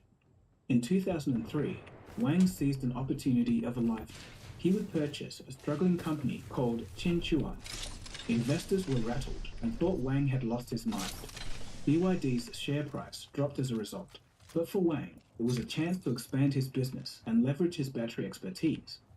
Establishing an R&D center in Shanghai, he famously had his engineers dismantle his Mercedes S-Class, and this was to set the tone for BYD's early strategy: imitate the big boys, learn, copy, and produce. This reverse engineering tactic paid dividends, allowing BYD to offer premium-looking cars at affordable prices. Initially, they mimicked Toyota model, but at better value than the other Chinese competitors. But beginning in 2006, amid a Chinese booming economy, their domestic sales skyrocketed. Though at this time, they were mostly gasoline vehicles, Wang's next goal was to create electric vehicles, and the first example arrived in 2008. Listen up, I'm calling a lifeline package in. This was the same year that Warren Buffett's Berkshire Hathaway purchased 10% of BYD's publicly traded shares in Hong Kong. The credit for bringing BYD to Warren Buffett's attention goes to Berkshire's vice chairman, the late, great Charlie Munger. Warren Buffett recalled this moment vividly in an interview with CNBC in 2018. Quote, "Charlie called me one day and says, 'We've got to buy a BYD. This guy runs it better than Thomas Edison.'" Munger echoed the sentiment, comparing Wang Chai-fu to a blend of Thomas Edison and Jack Welch, problem-solving whiz who may have taken an idea or two, like Edison, and an effective doer, like Welch. Their initial investment of $232 million in 2008 turned into a jaw-dropping $7.4 billion by 2021. That's a staggering 30-fold or 3,000% gain, and that just showcases the brilliance of their investment move. It's also a testament to BYD's meteoric growth and success, at first domestically in China, and with Warren Buffett's backing, their public profile increased, and so did their international recognition. As of January 2024, BYD has a market capitalization of $74.8 billion, cementing its position as the world's 207th most valuable company. I don't know if that dude was alone or not, but he went right past me. One of the main reasons for BYD's success was robust support from the Chinese government. As you might guess, China took a serious plunge into EVs in the early 2000s, aiming to shift gears away from combustion engines. The strategy? Generous tax breaks and incentives for both EV makers and buyers. A staggering $30 billion tax exemption was announced from 2009 to 2022, with an additional $97 billion in the pipeline through to 2027. Electric vehicle company tax rates would be slashed from the standard 25% to 15%. And all of this was enough. Ain't no way I'm giving up this high ground. Throw in the removal Get him though, and I think I have a and EVs in China started absolutely flying off the showroom floors. mobile respawn beacon here. If you can get his car. He already had a car manufacturing company and in-house expertise in making batteries, so the shift towards EVs was a no-brainer. So, as demand for EVs grew, BYD expanded the range of its EV model, and the Chinese consumers, they couldn't get enough. So you might be thinking, meh, this Wang guy just gets carried by the Chinese government, and that's why he's successful. Although there is some truth to that, there is some genuine innovation within the company. One notable success story at BYD is the creation of the Blade battery, a cobalt-free alternative to traditional lithium-ion batteries. This innovation is touted for its enhanced safety and stability. BYD not only incorporates these batteries into their own vehicles, but also sells them to other automakers, reportedly even including Tesla. Along with the technological edge comes vertical integration. BYD owns the vast majority of its supply chain for its EVs. From the batteries and motors to chips and software, BYD manufactures 75% of its parts in its flagship model, the Seal. For comparison, Tesla manufactures 68% of its Model Y components. BYD even has a chip-making arm, BYD Semiconductor, which of course makes the chips used in the EVs. This allowed BYD to avoid the global chip shortage that disrupted many of the other automakers. By having its own battery and chip production, BYD can reduce its costs, improve its quality, and can largely innovate faster than its competitors. Another reason for BYD's success is its price competitiveness. The Tesla Model 3 was supposed to be the electric car for the everyman, but starting at around $35,000, it isn't exactly cheap. For that price, the base Tesla Model 3 gets you a range of about 272 miles. On the flip side, the BYD Seagull starts at about $10,000, and it offers two battery options, one for 190 miles and another 251 miles. These price differences and feature differences matter, especially in price-sensitive markets like China, Southeast Asia, and Latin America. BYD's popularity over Tesla in these markets, simply because they're cheaper. But how can BYD offer its EVs at such a low price? Well, one reason is vertical integration, as we just discussed, but lower production costs and economies of scale also help. BYD have dominated the battery market as well, and now they are able to buy lithium minerals in such volume that they get a really good price. And generally in China, you're making a car, most of the materials are from here, the labor is a lot cheaper, so everything is just on a cheaper scale, so it can be done on a much lower cost, which is why they can produce these amazing cars for so little money. It's the perfect blend of affordability and impressive features that sets BYD apart. But, of course, we've got to get to it. I know what a lot of you are thinking. If you buy one of these things, the wheels are just going to fall off when you reach highway speeds. While the cheaper models do leave something to be desired, according to Elliot, who was based in China and has hands-on experience with these cars, they're not as bad as you first might think. Yeah, absolutely. So something like the Seagull is really a combination of BYD's expertise and knowledge in all areas. So it's very well engineered. The battery quality, the battery engineering is very good, and it actually looks quite good as well. And BYD cars of the past, back to about 2015, were idiots. They look no one would really want to buy one. But I think they've come on so much so quickly that they now can very much be competitive against things like the Ford Fiesta or the GM, the Chevy Bolt, those smaller cars. And quality really hasn't been an issue with Chinese-made products like this for at least 5 or 6 years. So you think of our iPhones or our Android phones, they're all made in China. Or this Apple computer that I'm using has been made in China. It's good quality. So it's not a case of these products are now poorly made, that come from China, because as you can see, all the things we use around us are made in China. So this is basically just transferred over to things like the BYD Seagull.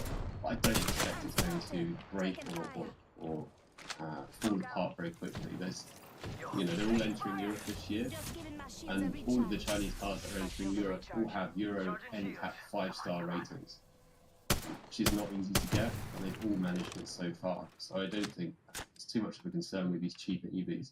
BYD's flagship model, the Seal, is a much more interesting case. The BYD Seal is a medium-sized sedan with a sleek design. Do not let these guys out of there. It's been labelled as a genuine threat to the Tesla Model 3. So, what's the final verdict on the Seal? Has the burgeoning Chinese brand built an electric sports sedan capable of blasting past Tesla in the sales race? Well, that's honestly pretty unlikely given the head start Tesla has, but there's really no reason not to consider the Seal. If you're looking for your first electric car, well then it is a pretty compelling proposition. Obviously, you can make the argument that it's cheaper and more affordable than a Toyota Model 3. But again, that is only part of the story. Annoying safety systems aside, the Seal is quick, it's quiet, it's dynamic, it's stylish, it's comfortable, and it is good value at the end of the day. All things that make it a very compelling They're under by for an electric vehicle at this time. However, that's not all sunshine and rainbows. The vehicle has been criticised for its over-reliance on touchscreens for functions, overly eager safety assist systems, and confusing and patchy warranty terms. It is clear that while BYD has made significant strides in the EV market, there's still a lot of room for improvement. Maybe in a couple of years we'll all be thinking different. What's up? Dropping the plane. Despite BYD's impressive growth, there were still speed bumps along the way. In 2022, they faced a hiccup in Australia, putting a pause on the... I need ammo. I need light ammo. Child safety seat compliance issue. It's not a small deal. Another noteworthy development was that Warren Buffett, who, after holding his position for a remarkable 14 years, has began to sell his BYD stock in August of 2022. Buffett's Berkshire Hathaway has since reduced his stake in BYD by over 60%. The reasons remain undisclosed, but anything from geopolitical factors to a profit-taking strategy could be an explanation. In October of 2023, the European Commission launched an anti-probe investigation into several listed Chinese EV manufacturers, including BYD. The investigation aims to determine whether punitive tariffs should be imposed, the reason being the protection of European EV makers. The focus will be on determining whether Chinese-made EVs, particularly those manufactured by BYD, benefit unfairly from state subsidies. I think that's a pretty interesting point. The investigation is ongoing and has lasted for 13 months. BYD's management has expressed full cooperation with the EU investigative authority, so we'll have to wait and see what happens. I think, to be honest, BYD are going to be the new Toyota. Toyota, for instance, last year sold just 100,000 electric cars. BYD sold that in about 3 weeks last year. BYD, Toyota seems set on burying its head in the sand and ignoring everything around the world, whereas BYD's just hoovering up their market. In the last decade alone, we've witnessed electric cars explode from nearly 0 to 10.2 million on the road. According to some estimates, this number is expected to grow to 300 million by 2030. The whole EV game is evolving. Chinese companies, especially trailblazers like BYD, have been quick to seize the trend, outpacing their Western counterparts. Though, we cannot ignore the Chinese government's massive handlings. That's just the way it is at the moment. I think it's a fascinating space to observe. So what's your opinion on this? Do you think you would ever get something like a BYD? Are you aware of Chinese cars? Or does that not favour? Push them into the storm! Push them into the storm! Share your thoughts in the comment section below. Anyway, Push them into the storm! Oh, nice try, nice try, nice try, nice try, nice try. It's chaos, nice try! Cheers, guys. Have a good one. Scrappy DP says, GG. I probably shouldn't have pushed them myself, but I thought I could.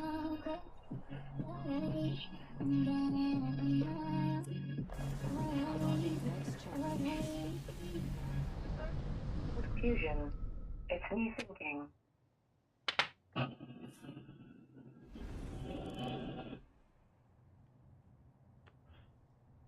Sign PC is off the sorry piece of car. Finally, we need a place to put the remainder of our liquid cooling parts. Okay, that one was not very good. Realistically, we could have gone for any size of EK's Quantum Kinetic Flat D5, so we went with the 240mm version. It comes with a reliable D5 pump and gives us lots of room to route tubing. First to our radiator here on the other side. Speaking of, before we put this in, we went with the EK Quantum Surface S360. It uses copper fins and a balanced fin density for solid performance regardless of your fan speed, which matters a lot more to us than usual because even though these Noctuas spin at a decent speed, they are low profile fans, so they have lower static pressure than usual, and we wanted to use these to accommodate the fact that the N letter is going to be sitting right over top of it. And where is the intake for these? So Or rather the exhaust. We're going to do something a little bit different on this one, just because of the lack of space constraint here. We're actually going to take one of these fans and we're going to use it as an exhaust instead of having it all intake. Oh, I see. Okay. That is an option. Another option would be to just put some speed holes in here as well, and then just have it passively exhaust out the rest of the end. Can we do the speed holes? Recirculating the air that you just heated up, not that effective. Man, this is looking awesome. Also, Tanner, did you realize how big this thing was? This is going to take up the whole wall in my office. Yeah, it's going to take up the whole wall like it would at the front of a store. Right. Which makes perfect sense. Yes. Here, if you want a smaller NCIX sign, here, take that. What do you think it is? The bottle opener flashlight keychain combo unit. I got it from NCIX. Are we about to make a fire?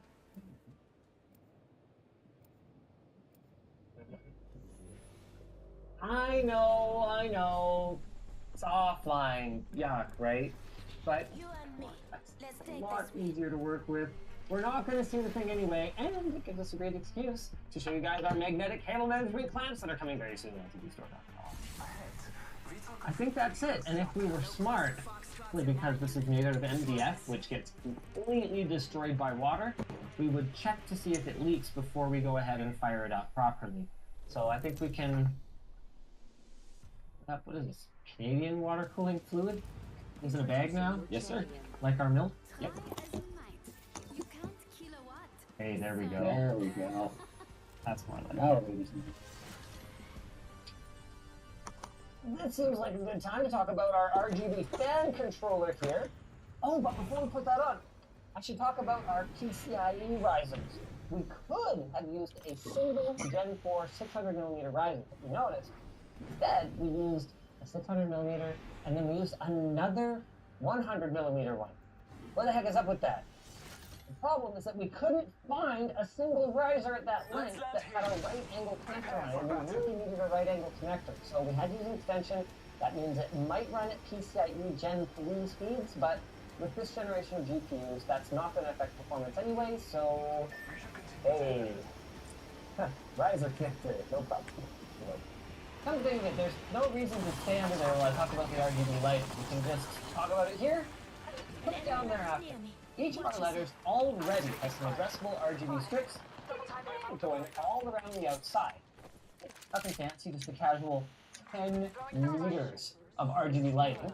And then each letter plugs into the next one using these cool JST-SN connectors, or as I like to call them, nice clickies. You'll sometimes find these on larger string lights, and unlike, okay, that looks amazing, sorry, unlike those awful standard RGB header connectors that plug into your motherboard, these things do a fantastic job of staying attached. The only reason that we subbed out Corsair's own RGB strips was because we wanted something that we could a little bit more easily cut and then route as needed. This did present some challenges. We're using our Commander Pro to handle the logic, but these lights are a mishmash of the RGB and ARGB standards, so they're 3 pins, like ARGB, voltage, data, and ground, but instead of the usual 5-volt power, it's Kinda got Toxic classic says, old "Thanks for RGB's help." 12-volt requirement. This is for good reason, because it helps with efficiency Scrappy DP and says, getting more I'm not consistent even brightness surprised on with the the whole first process. and last LEDs in the strip, but Go it ahead, means we fucking can only commute. use the Go data for lines it. from our commander, and we need to Sit draw down. 12 Scrappy volt DP power says, from "I'm about to crap you." somewhere. Oh, It's all good. so we just use the You Molex. do whatever you want. Probably, what's the power going on these? 1.5 amps. 1.5 amps. That'll be fine. Just we're not ready to put these on, are we? Are we done? We should probably do a test boot and make sure everything actually functions. I see. Other than that, it looks like everything is pretty much ready to Kinda go. Toxic says, It was all "Crap just a these setup. nuts." Kinda Toxic says, Yeah, "And help yeah. next time." We gotta hook up the fans. Damn. I see how we're gonna hook everything up for our Your test boot username. here, but have we given Jesus any Christ, that thought makes sense. to I/O? Yes, all the I/O is external. It's all external. Yes. Oh, like with a hub or something. Yeah, you're gonna have one of these. Ah, yes. Okay. Thanks for our sponsor, Ugreen. Who didn't sponsor this video, but they do sponsor very good. Power button. Your keys right now. Oh, good. There will be one. There will be one. We'll get it figured out. Damn, standing on business. Thank you. Oh wow, yeah, no, I just have all the levels over there. I'm sorry, was I not helping you? Nice. Oh, that's good to see. I'm fucking hiding. Oh, that's good. You a fucking salty little bitch. You salty little bitch. Bro, you're like fucking 80 years old. And you're fucking, Yeah, I am, exactly. I'm 80 years old and I'm keeping up with This is a good you. opportunity for you guys to check out the back. No, We you're cable not managed some stuff. Here, Justin, we can put it down. Wipe your vagina off and let's go. Oh, yeah. It's Hey, heavy. both of This is y'all, also my relax. first look Come at how on we're now. handling cable management. Networking is going to be coming You have out to help of and fight. here. Yeah, okay, great. I didn't help by just keeping you guys alive instead. It's right there. Because I saw what was going to happen. Oh, I'm sorry. I'm the oracle out here who knows what's happening. Not just for Obviously, we're about to fucking get toasted. Oh yeah, because we're fighting 2v3.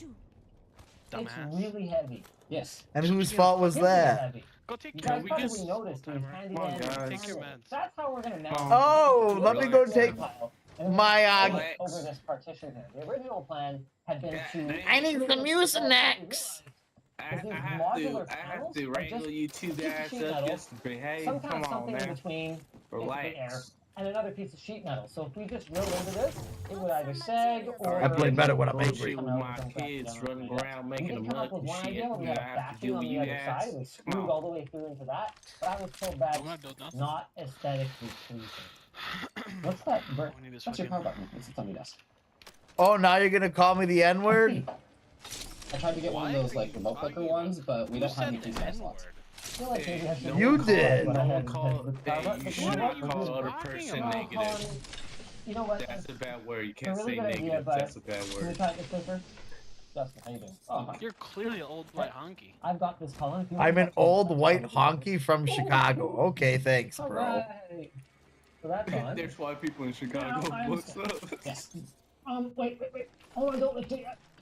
Yeah, there's a lot of us. If you want to call me Nice. white, I don't That is believe in freaking that bullshit. awesome. You don't believe in that bullshit? Is that what you just said? Oh yeah. I totally Yeah, that's what I said. I don't All. believe in race. This fucking metaphysical construct. Okay, let's. Fuck that. Okay. Good thing that didn't break. One of them. I'm one of them, yeah. I'm one of those realistic people who has experience with. Look. Hey, It's man. realistic to act like race doesn't exist, because it kind of does. Race does exist. Race It's just exists in a- your brain as much as you want it to. What do you mean it exists? What does that mean? You don't make it as a negative connotation. Hey! We're Oh, really, you we have guys? different aspects, but all we have like that differences, when and I we have got- similar got it. similar things, right? We all bleed the fucking same. Changes. Nice. But you know, we're You know different what? Screw it. because We're turning we HDR got pretty Oh, dose good. in different Let's- areas around the let's world, you not know. turn HDR on for office work. Oh. Yeah, like white people Yeah. are What we better. do want to know, even for office work, though, is whether our cooling system works. It's quiet, Well, Weird. but does it perform? well, To why find out, I'll be running a people? stress test on both the GPU Why and people- CPU for 30 know, minutes man. to see if it can handle it. I would say Alright, that we've everybody been has talking their for a little own, while now. you know, The GPU looks like it's and good, but the CPU is running mighty everybody hot. has their perks And and that- shit. I don't you be know? judging people based off what Like, their for example, fucking if I- pigment in their skin is. That's some bullshit. Have you no experience with other people? Don't you know that each person is their own individual? Jesus Christ. You look at it through the thermal So you're telling me camera. right now, This thing you're is just walking down shooting this off street, heat. And boy, you can and 5 black really kind of feel it over here. It's We're just not a happy walking camper. on the other side. You wouldn't be GPU's a fine. little Bro, I wouldn't be a little hesitant, no, because I fucking hang out with black people. I don't give a fuck. I go to the west side of Chicago. They know that I have no threat to them. Do you know what the non-aggression principle is? GPU for its temperatures, so Oh, the fans not- are staying don't running pull at that minimum leftist shit. RPM. I will blame you until you Leftist? start That's pulling not that leftist shit, leftist. What do you bro. mean leftist? What are you talking about? That's I don't basic. like left That's side. basic. That's basic animalistic instinct. Is getting those fans plugged into the PWM header that is on the motherboard itself. You're retarded. And we're back up to What does that mean? They commit more crimes by what? By statistics? So how about this? Don't you think that good criminals don't get caught? thick fans on What the fuck are you talking about? The statistics are wrong. The statistics only reflect who's been caught and who's been actually looked at more. Shut the fuck up. Like even Drop bringing a more that, powerful motherfucker. GPU. No, no, you know what I'm talking about. Then we You don't know statistics, obviously. But that's a problem. If the input data is wrong, the output data doesn't actually fucking, it's not realistic. That could be more satisfying than watching huge vehicles get You shut up. I'm not a fucking liberal, you fucking piece of shit. I'm if anything, I'm a fringe radical fucking extremist. You fucking dumb shit. I don't like the fucking Democrats. I don't like the Republicans. I don't like liberals or conservatives. You suck on your own dick, you little bitch. You quiet your little mouth. Why, hey, casual to the most hey, hardcore. you being louder doesn't mean you're right, okay? Just relax, man. No, what means that I'm right is my own fucking experience. To the vehicle. Alright, that's cool. That's great. Maybe when you get to 80 like me, you'll have a different perspective there, son. If both of you, okay, hold on. You're the one who called me 80, you douchebag. Hold on. Go get in your fucking douche canoe and sail away to the fucking sun. Any of you guys in the military? I ain't in the military. I'm too old. Alright. I'm the only one that's in the military, so both of you guys shut the fuck up. What does that mean? That doesn't like automatically make you better either. Taking care of your damn freedoms, alright? Okay, thank you. And I'm taking care of your country while you're away taking care of the freedoms.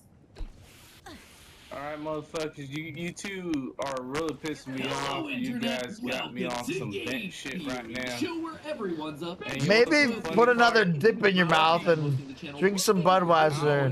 Revisiting iconic theories from throughout the show. You know what? I am drinking Budweiser. How the fuck you know that? No, back in the day, this one was Okay, okay. Not sure why though. It seems pretty obvious to me that Bud Heavy! was the same as the Tumblr section from Undertale. People said I was crazy. Yeah, okay, that makes me a liberal. What does that mean? Dude, don't you really remember when when your douchebag friends, little Kid Rock was out there shooting fucking Budweiser down because they put some fucking tranny on it? Bro, you don't need to yell, bro. Remember when they put the tranny on the you calm down. You guys are douchebags. No, calm down. What are you, Hey, Taylor man. Swift now? Hey, I would fuck Taylor Swift. You need to calm down. Anything because he's gay. Yeah, I'm gay, yeah. I probably fucked more bodies than you have, bitch. You probably fuck more dudes than I Hey, have. that's scary. Dudes? No. You're gay. How, that makes no sense. Bro, That's out of town Hey, stupid. bro, it's okay he be gay, bro. There's transgenders in the military. Are you a transgender? Is that what you are, Oh, Scrappy? I'm not, dude. No, not you. Scrappy. I'm like, as long as it doesn't harm anybody, you're good. Yeah, I don't care about saying. these. We can accept you. Scrappy. Yeah, man. Can you just shut your... Oh, you guys died again? Yeah, we die, unfortunately. Oh my god. And you're talking... So what you're basically saying is that, like, whatever names you're trying to call me is better at the game than you? Legends, but at least I'm better at life than you, too. No, you're not. You probably don't even have a degree, do you? Do you have a degree? I do. Actually, I do have a degree. And what is your degree in? What is yours? Feminism? Why would I be feminist? Why are you making weird ass assumptions like that? Because you're a liberal. So you're probably a feminist. Because I'm a in what way am I liberal? You don't really understand what real liberalism is. You don't know what do you Oh fuck. Yo, today's liberals defined wrong. Scared right there. You got scared. Liberals like Oh, I'm sorry, I didn't want to get triple teamed. You're the one who was saying before, oh, it was 2-on. I died because it was 2-on. 2-on-3. It was 2-on-3, and I died. Situation. 3 dudes and you. I mean, that sounds like a fucking party that you put back. Like, Stop Asian hate. Y'all relax. Come on now. Jesus Christ. I'm actually curious. Because you're definitely a liberal arts kind of guy. Dude, Definitely a liberal arts. can you like Dude, I wrestled in college. No, you didn't. Hell yeah. No, I didn't. What do you mean, no, I didn't? That's something that I would lie about? Are you fucking stupid? Oh, bullshit. What school did you wrestle for? I would have gotten bullied by who? What did you wrestle for? Hey, bro. Oh my god. Shut your ass up. Community college? JUCO? JUCO, get the fuck out of here, bro. Bro, relax, man. 30 seconds. Calling in a lifeline package. Got to cheat Nice. yourself. Alright. We're just streaming right now called Push Camp Dad. Hey, at least we got placements. Scrappy, tell me your degree before you fucking get out of here.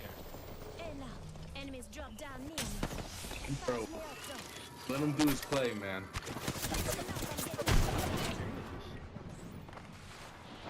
I'm pretty impressed this mofo's like still alive.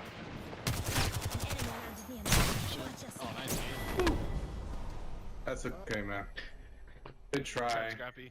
Y'all need to relax, alright? Shit. Scrappy. Yeah. Well, you guys have a fun night there, buddies. Scrappy. I'll go live my better life. Goodbye. Trump. Okay. Trump. Y'all have a good one. Trump. I don't care about that. You're a loser if that's what you have to say on fucking video games. Oh my god. Who, me?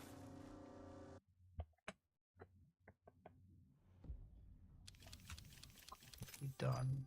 We done. I think we done.